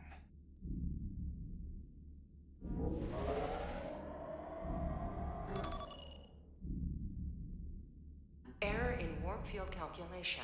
Cochrane formula variables are out of range. That right there. Take the shuttle sensor data from that moment. Computer, why did the warp field calculation fail? Warp field pressure returned non-orthogonal. Results are undefined. That doesn't help. Wait, what if we use a different ship? Put the Resolute into the simulation instead of the shuttle. Yeah, it should warp just fine. Unless... Computer, run the simulation with the Resolute.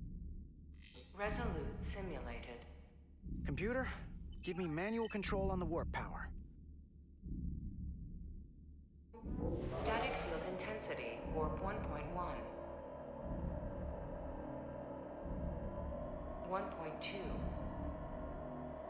1.3. Warp pressure is destabilizing. Error in warp field calculation. The warp drive has experienced a system-wide cascade failure. Warp field collapsed. Subspace variance is out of tolerance. Cochrane formula results are undefined. Bingo. What-o? The same moment when the shuttle failed to warp, so did the ship. Whatever happened to the shuttle just happened to us. The Resolute will not sustain warp. We can't leave Hotari space.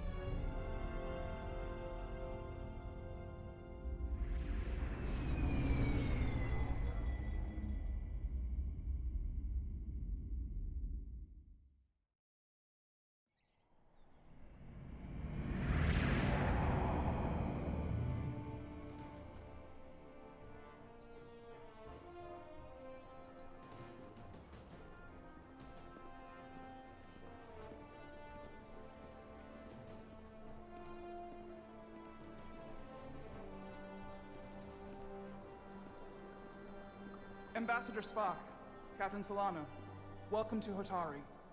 We are honored you have come. My name is Tylos Altaris, Minister of Diplomatic Affairs. The honor is ours, and this is Commander Jara Rydek, first officer aboard the U.S.S. Resolute. You'll find she has a keen mind, and unique insight into the dynamics between the Hotari and the Illidians. We are honored to be here as representatives of the Federation. I'm so glad. These must be the representatives of the mighty Federation, the reigning authority in the galaxy. Or so we've been led to believe. Whether that's true or not remains to be seen. But either way, we're grateful you've made the time to come to our little corner of the universe. And you are? This is Galvin, and this is Citron, the heroes of the revolt in the mines.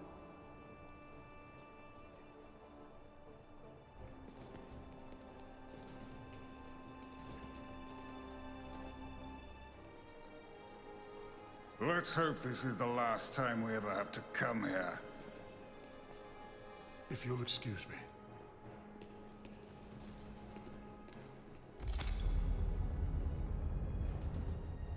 I think we're about to begin. Did you hear the arrogance from that guy? I don't know what we're walking into here, but that guy was something. That may be true.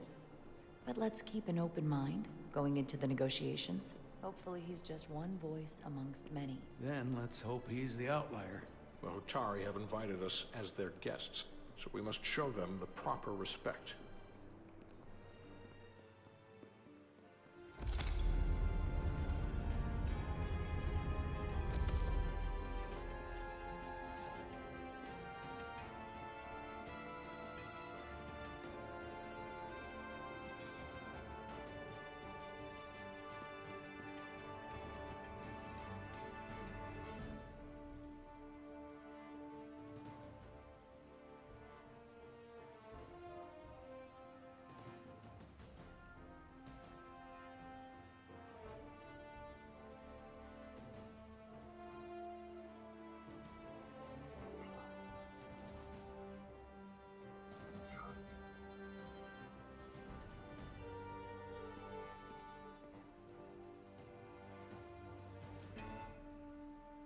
Ambassador Spock, welcome to Hotari Prime.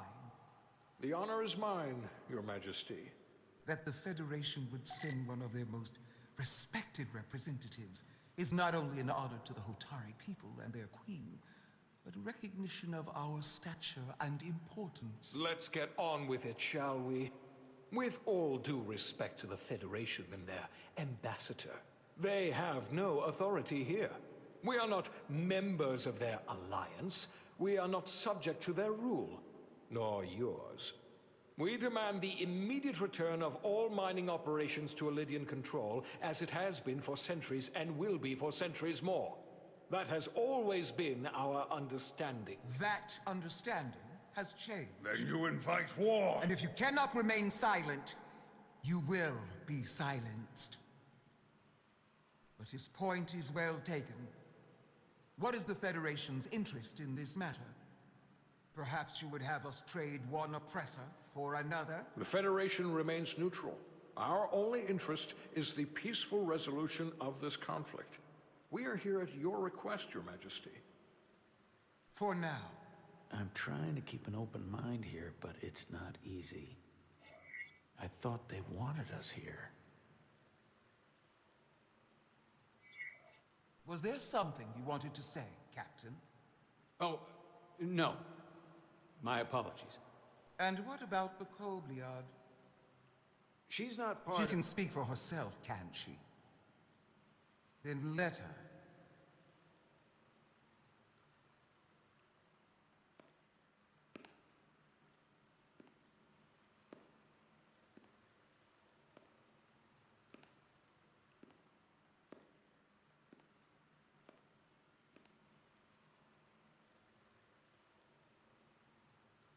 Now then, one should know their place. What you might be somewhere else is not what you are here. Which is standing before a queen. And a queen deserves respect. A bow is not too much to ask. Is Hotari Prime, heart of the Hotari system. My apologies, Your Majesty. I meant no disrespect. Better. You are Kobliad. Your people suffered brutal treatment at the hands of the Cardassians. Their injustice towards the Kobliad is as unimaginable as it is unforgivable. Not unlike how we have been treated by the Elidians. As much as they'd have you believe they are the victims here, remember it was the Hotari who attacked us. Hundreds of innocent Elidians were slaughtered without mercy in those mines. The blood is on their hands, not ours. Quiet! If after all the Kobliad suffered, you finally had the chance to right that wrong, to get out from under their control, would you take it? Or would you negotiate a peace?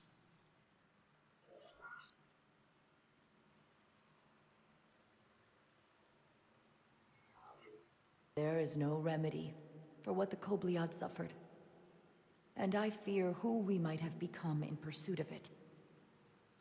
There is no justice if the oppressed become the oppressor. So I would willingly accept a peaceful resolution if it were offered. That is the real opportunity. You may be right. Unfortunately, that was not the case, was it? No, it was not. Peace is often elusive to those who need it most. The Federation is the most powerful, most advanced alliance in the galaxy. It's widely known we have an abundance of dilithium in our mines. And it's in your interest to secure a steady supply. Your Majesty, if I may. Ambassador Spock would have us believe you're here as a neutral party in the interest of peace. So why are you really here? I want the truth, not your Federation rhetoric.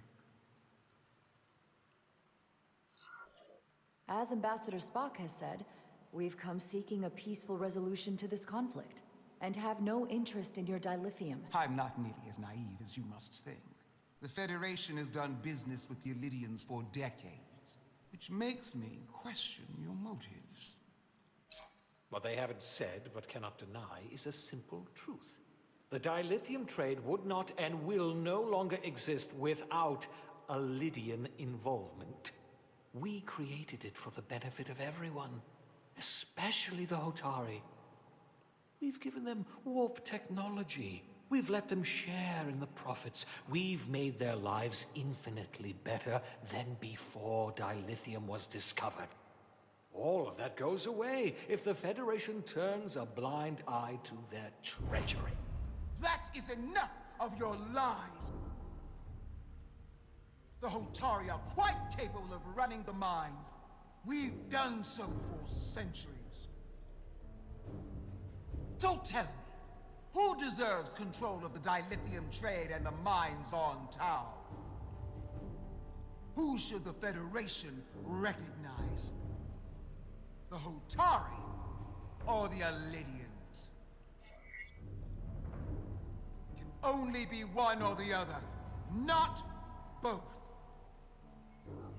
If there can only be one, then it would be in the best interest of all involved if the Elidians resumed operation of the mines.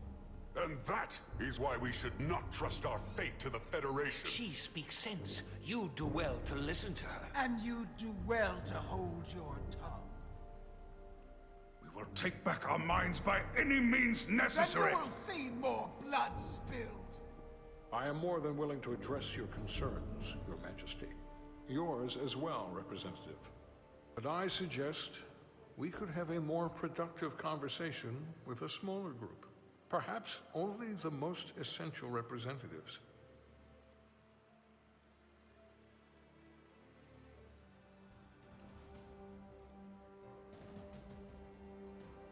I would agree, Ambassador Spock.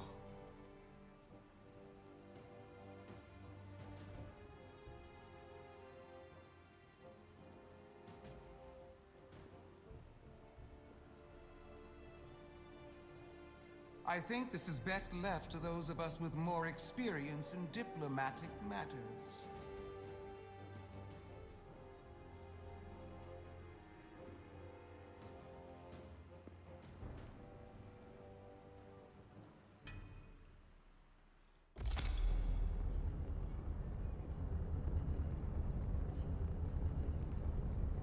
Spock and I will cover everything on the diplomatic front. You make nice with the locals and see if you can get some answers. We need to find out why the Hotari are so willing to risk war. What happened in those mines?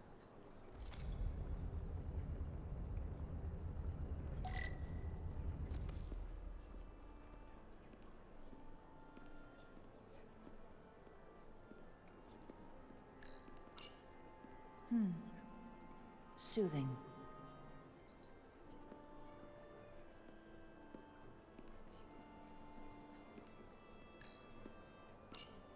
Commander, after hearing so much about the Federation's sense of fairness and justice, I was surprised that you sided with the Elidians. In all honesty, I expected more, especially from someone like you. Even though the Elidians should retain control, the Hotari have an equal claim and should share in the profits, as partners. I'm afraid it's too late for that.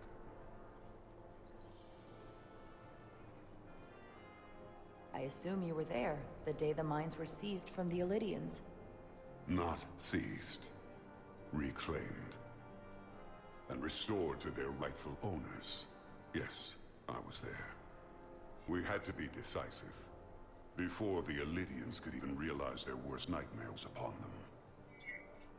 I'm curious why the Elidians haven't fought back. They have the ability to retake the mines anytime they want. Ability is one thing. Courage is another. The Elidians know any hostile action on their part will not end well. They respect one thing above all else, and that is force. The greater the force, the more certain the outcome. Any talk of making peace is just that, and worth little without the strength to secure it. Which makes me wonder about your ship, the Resolute. Undoubtedly the Federation's finest warship. Ready to contend with anything the Elidians might have in store. Or is that not true? Maybe I've misjudged it. It wasn't designed as a warship. More for scientific research and exploration. But the Federation must have ships designed for war. Technically, they're Starfleet ships representing the Federation. But yes. I see. Sidron. A pleasure meeting you, Commander. I'm sure we'll cross paths again.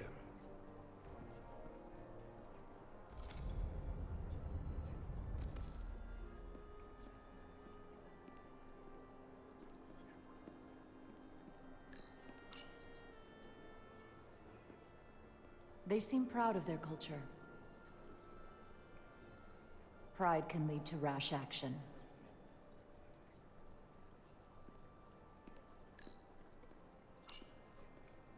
I have to say, I fully expected you to side with the Hotari. But obviously the Federation wants a steady supply of dilithium. Something only we can offer. Without Lydian involvement, there is no dilithium trade. Left to the Hotari, it would be nothing short of a disaster. Restoring the status quo and returning the mines to Lydian control offers a stability that can be mutually beneficial. Well said. In that case, everyone wins and there's no need for bloodshed. Major Sarlet Arminta, Special Attaché, Lydian Armed Forces. A pleasure to meet you. Commander Rydek, First Officer, U.S.S. Resolute. Yes. A research ship, if I'm not mistaken. Interesting. I have my issues with the Hotari, but I have to give them some credit. They know how to seize an opportunity. Inciting an uprising the same day as a massive, once-in-a-lifetime ion storm. Our assumption was that this storm was just an anomaly. Yes, a very convenient anomaly. At least that was what we were told. Of course, I wasn't there. But who am I to say otherwise? You sound skeptical. Well, the official story is that it was the storm that enabled the revolt. How else do a bunch of unarmed, unorganized miners seize control of an entire moon, much less thousands of mines? But I've talked to people who were there. They tell a different story. They say they're lucky to have escaped with their lives. That it was more than just the storm. That somehow the miners were able to harness the energy from the storm. I know it sounds crazy. I'm not even sure I believe it myself. But that's what they said. You just answered your own question. How do a group of miners do something that in theory can't be done? That's how. Harnessing the storm. But even if it's true, how does that even happen? You tell me. If you'll excuse me, Commander Rydek.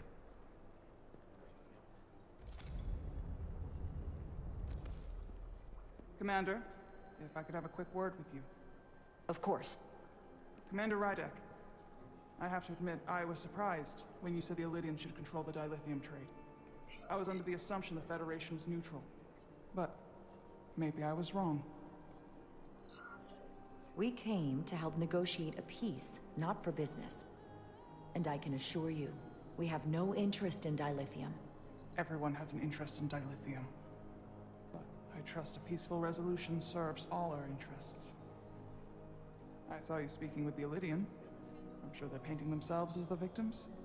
The Illydians are under the impression the Hotari are somehow the cause of the ion storm. Which I'm sure they attribute to our lack of experience or sheer inferiority. But we are as much the victims of this horrific storm as they are. For the first time in our history, the Hotari have the upper hand. We see ourselves as strong instead of downtrodden. New voices have risen up. Old voices shouted down. Galvin and Sidron have become national heroes. Now they have the Queen's ear. Better or worse, depending on your perspective. I take it they're against a negotiated peace with the Illydians. Heroes tend to want more of what made them heroic. If it were up to them, they'd wage all-out war and bring ruin upon us all. My fear has been that the Illydians will launch an attack and crush us. You've seen their starship, no doubt. They could have retaken the mines whenever they wanted to, but it never happened. And as strange as this may sound, I'd almost say they're afraid. I just don't know what they're afraid of. It's still the same bluster and bravado you would expect from them. But it has no teeth. Like they're afraid of what might happen. Do you think it has something to do with the ion storm? Right now, it's stronger than ever, isn't it? It's entirely possible. I'm not a scientist, but I do know the storm has knocked out all kinds of systems. So maybe the Lydians weren't willing to risk their ships, given all the interference.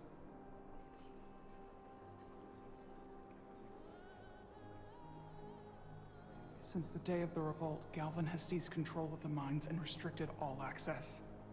No one's allowed without his personal authorization. And they've taken over a section of the palace with just as much secrecy and security.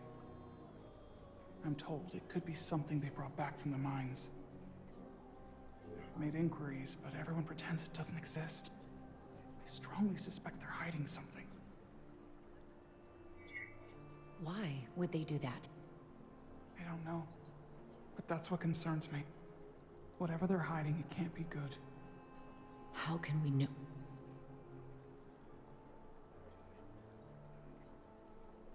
I'd better see what's happening. Do you think you can find out what they're hiding? I need to see proof of something before I can make my case to the Federation. I can try, but even if I found it, I might not know what to make of it. Take this. You can use it to capture whatever you find, and then send it to me.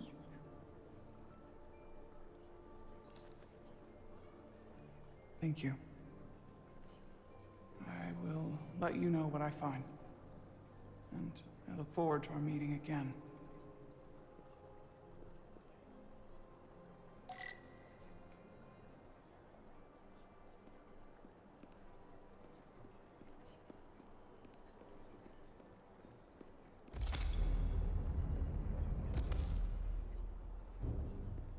Well, that was a disaster. What happened? The Hotari refused to concede anything, so the Illydians stormed out. The Hotari did not invite us here as peacekeepers. I hope your efforts were more fruitful than ours.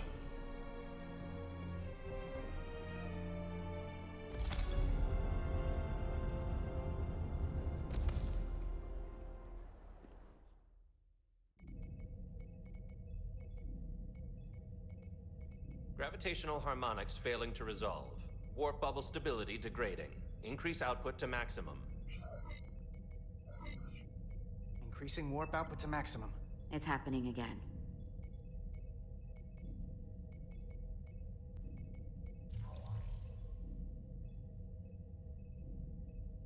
It is evident that presently, the Resolute cannot achieve warp propulsion. Since our diagnostics rule out any problems with our warp systems or anything about the ship, the problem appears to be the fabric of space itself. Space itself? You're saying something about this region of space prevents warp travel? Prevents it, or can't sustain it. However improbable, that appears to be the case. We need to know more. The storm didn't stop us from leaving space dock and traveling here. But could it still be causing this interference with warp travel? We must follow sound investigatory principles. Do not let an assumed conclusion drive your analysis. Sometimes we need a little inspired thinking, Mr. Chovak. Captain Solano is on his way back from the negotiations, and I want to have some answers for him when he gets here. Indeed.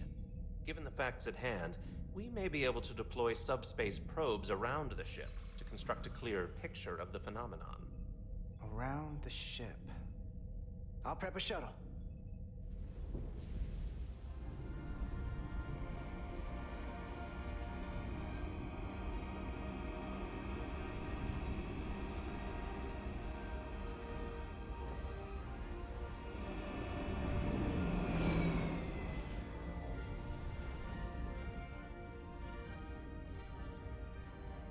I'm setting up a waypoint at a distance roughly corresponding to the edge of our warp field. When we get there, I'll deploy the first probe.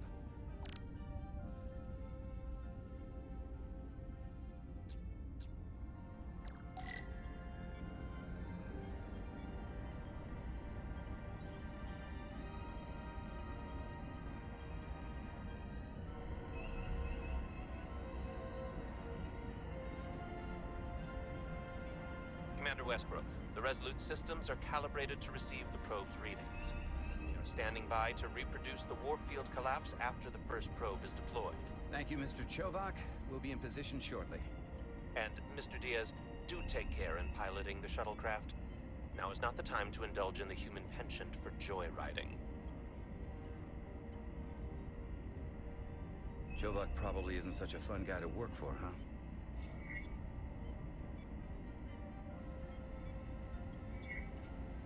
Nah, Lieutenant Commander Chovak's not so bad. You know, once you get used to him. And, I've learned a lot working under him. I have a feeling I'm going to have to work harder to be a political animal like you, with this new first officer coming aboard.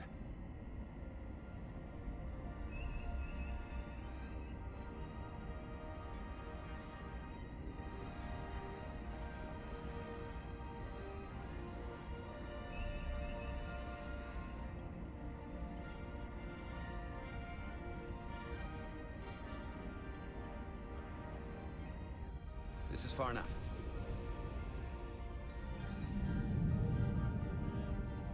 Transporting the first probe into position.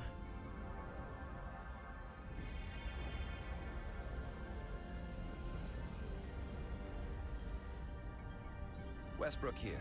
The first probe is deployed. Understood. We are reading it. We are about to replay the simulation.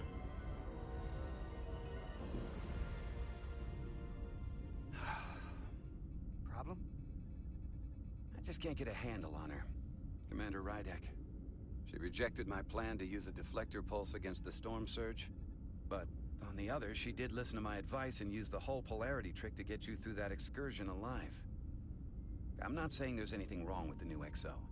I'm sure she's a fine officer, even if we don't see eye to eye.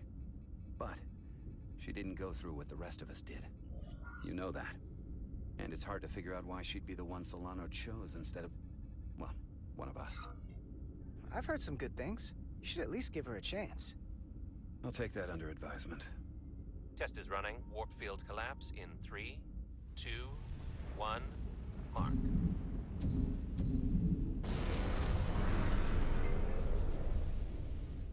Whoa. All right, that is definitely a problem with the fabric of space.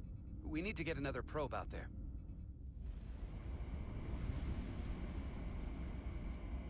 With 2 points of data, the Resolute and the probe, we've managed to get an interference pattern. I'm setting a waypoint to a particularly strong area of interference. We'll deploy the second probe there.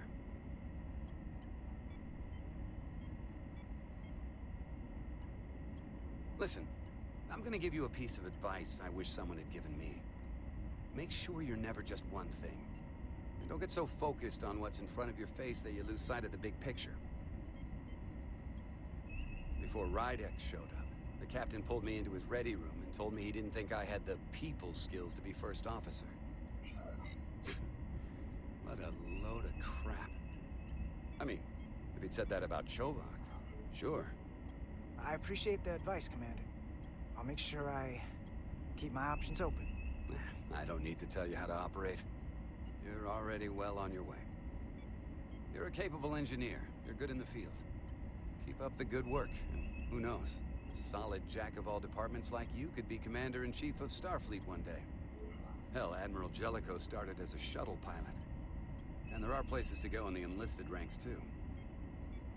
Of course, if you get an officer's commission, they'll put you on another ship. I love it. So put me up for promotion. I'm ready for my next challenge. Well, I think you're going to have to prove that to your boss, Chovak, first. He's the one who has to put you up for consideration. If I were first officer, it would be different. Well, then I'll just have to change Commander Chovak's mind. I'll work hard and better, and he won't be able to ignore it. You've got grit. I'll give you that.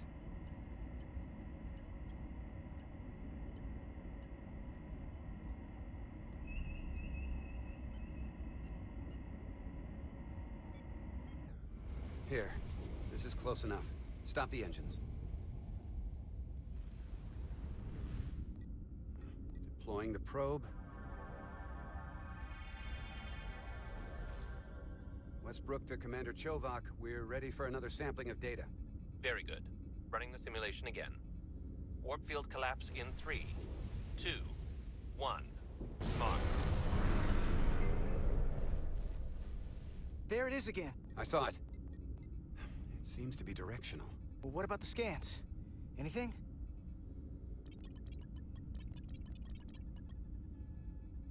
Here's the readings in relation to our local space. We've got the Resolute, Otari Prime, and the probes. All this interference is overloading the sensor buffers. We're gonna have to triangulate the sensors manually.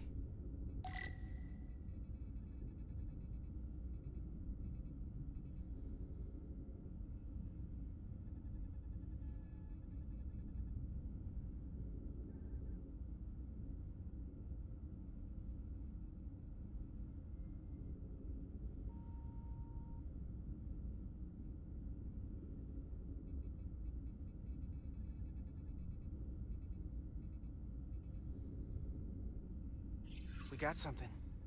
These markers indicate peaks in the gravimetric interference patterns.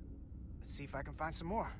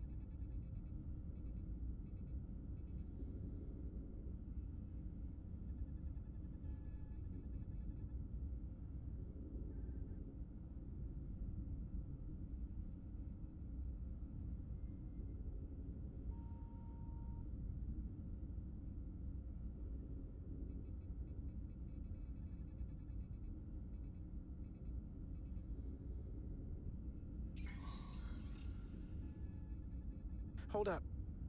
This is coming from the moon. A beam that blocks warp travel. Aimed right at us. Someone is doing this intentionally. I don't know how they're doing it. This is like nothing I've ever seen. Why would they be doing this? We came here to help these people. And now we're getting hit by some warp-killing weapon? Now, look here. It's current readings of the ion storm. These concentrations... they line up with the interference pattern.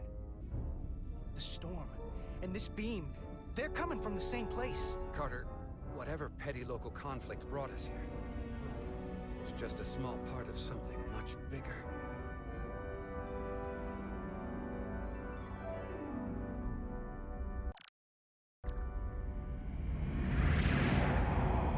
Presently, we don't have an explanation for how they're doing this. One thing is clear. This is no fluke. Thank you, Mr. Westbrook. I want a full briefing when I'm back on board. Solano out. A targeted weapon that inhibits warp travel. Coming from the moon Tau. That would explain the difficulties my shuttle encountered. More importantly, the tenor of the Hotari during the negotiations. And here I thought the Illidians would be the problem. Coming to peace talks in a warship. This wasn't supposed to be so complicated. For all their posturing, every indication is that the Illidians are afraid of the Hotari. They didn't bring their warship as a threat. They brought it because they're scared. From everything we witnessed, I would say that is highly likely. But what are they afraid of? Tylus, the Hotari representative, said she thought they found something in the mines. Galvin and Sidron brought it back to the palace, but they're keeping it under tight security. She's going to investigate it. I gave her my tricorder. I expect she'll contact us soon. You found an ally. Why would Tylus help us? Go behind her people's back? It's a fair question, considering.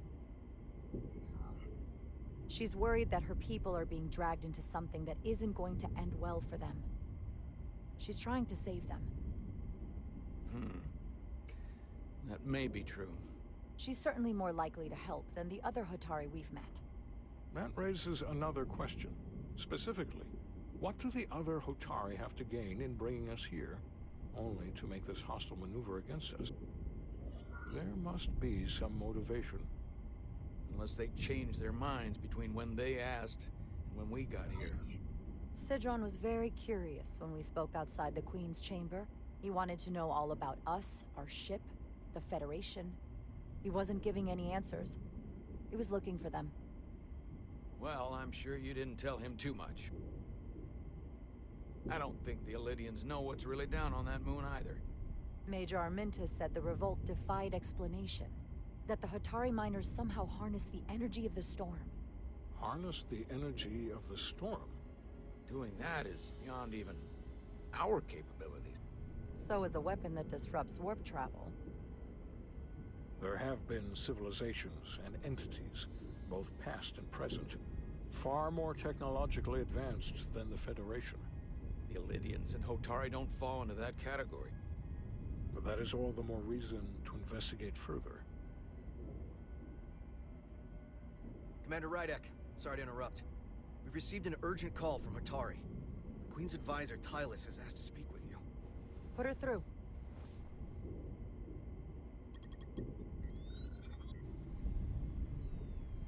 Galvin and Sidron are still with the Queen. I've enlisted help to gain access to the room they have under guard. I don't have much time. I'm not supposed to leave my post. It's only for a moment. I so appreciate your help.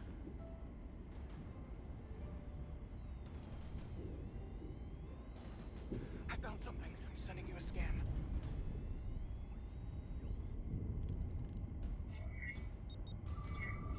Got it. Tylus, if we needed to gain access to the mines on Tau, is that something you could help us with? I suppose it wouldn't be easy, but I have to go. Tylus. Can we reconnect? Sorry, Captain. We've lost all contact. We can only hope she escaped without harm. It was hard to tell.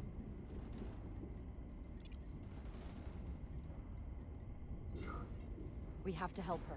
Send another shuttle. We're not doing anything yet. Not until we know more. Let's see the scan of whatever the hell that was.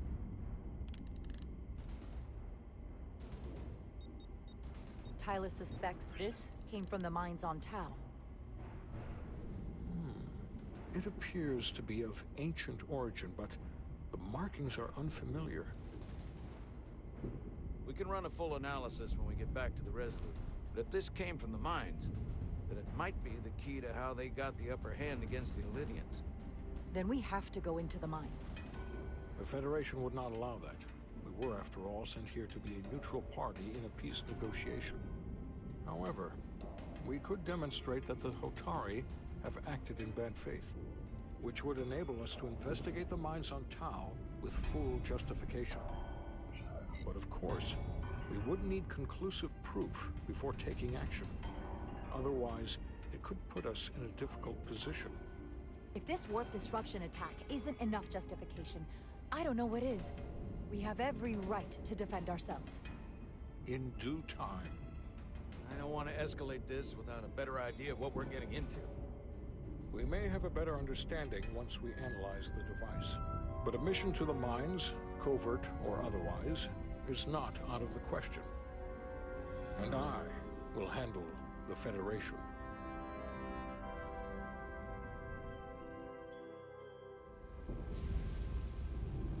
As I was telling Carter, I want all the data I can get on this warp problem. And the negotiating team's shuttle has been recording data all the way back from Hotari. Even better than our probes. So pull the sensor and engine ISOs from the Melville when it sets down. Will do. I'll join you and Chovak down in engineering to run another analysis after the briefing.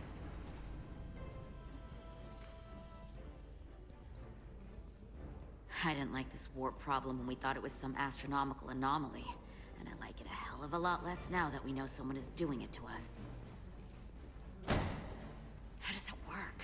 What do we even do about it? What do you say we pull these chips and find out?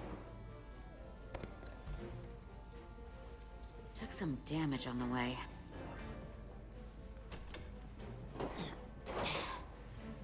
that ionic interference scored the hull plating.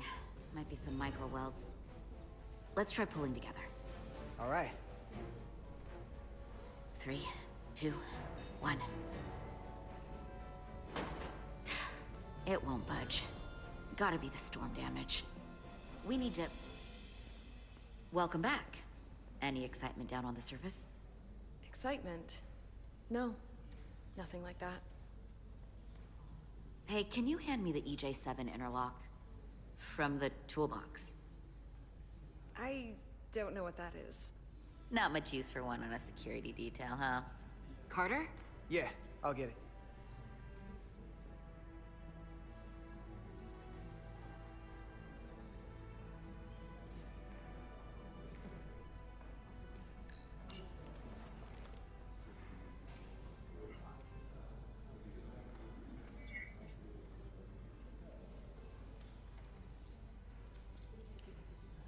Okay, I'll apply pressure while you decouple the panel.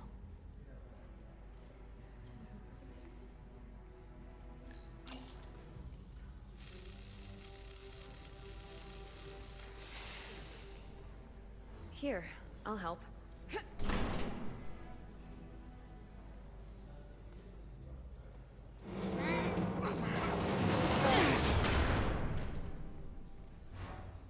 We've got this.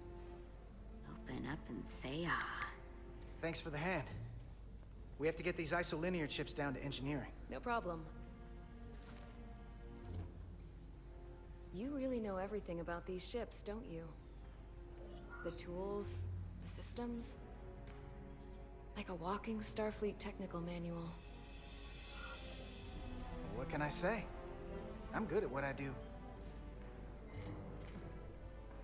I can see that. Come on, start pulling chips.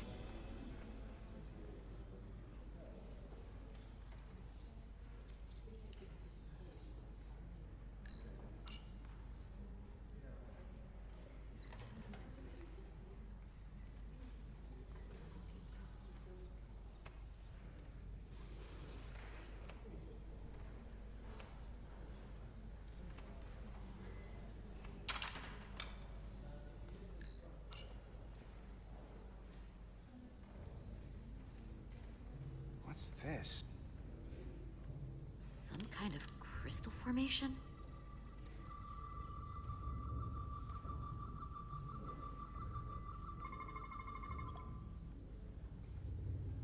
Whoa. This substance is a quantized spin crystallization of hydrogen, carbon, and lithium. It's emitting tetrametric pulses at an interval of 3.8422 seconds. Quantized crystallization isn't natural. I mean, it's only theoretical as a means to engineer matter on a subatomic level. What's it doing in there?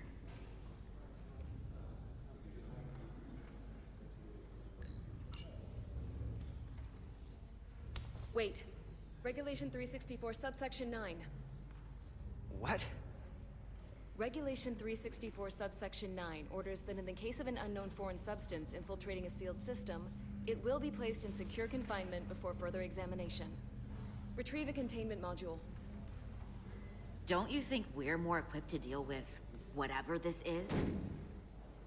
No. Before anything else, this is a security issue. You don't even know what this is. Which is why we need to study it. Once it's contained. This is another piece of the puzzle we're trying to put together. We should be investigating it. And you can. In the containment lab. But protocol is protocol. I can't make an exception. Not even for you two. I'm still going to report these crystals to Commander Westbrook when we send the shuttle data. And I will inform my superiors. I'm taking this just as seriously as you are. But I overheard talk about the warp disruption on the shuttle. Now these crystals? Maybe this situation is more than we can handle with just a science vessel. We could trigger a distress call, get Starfleet to send more ships. Or I could send a message to my old CO on the Adirondack. Get some combat-tested vessels. Miranda, you gotta be more careful. Someone hears that, they could think you're talking mutiny. I'm just trying to figure out how we can help. Okay, stand back.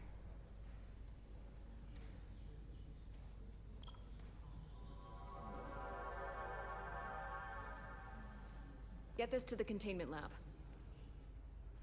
We'll get it set up for you. I'll let you know when it's safely confined. Oh, we'll be there. Last thing you want is to study this down in main engineering and have it explode next to the warp core. I just don't want to take any chances. Not with my friends. You and Miranda seem to be back to normal. But she was a little off. I think this whole situation has her spooked. Maybe she knows more than us? Or it's because this is all happening so fast? Yeah, there was something a little off about her.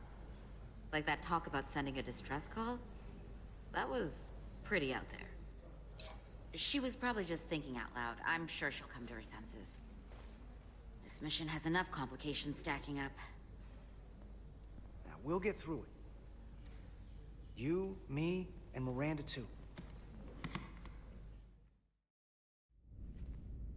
Commander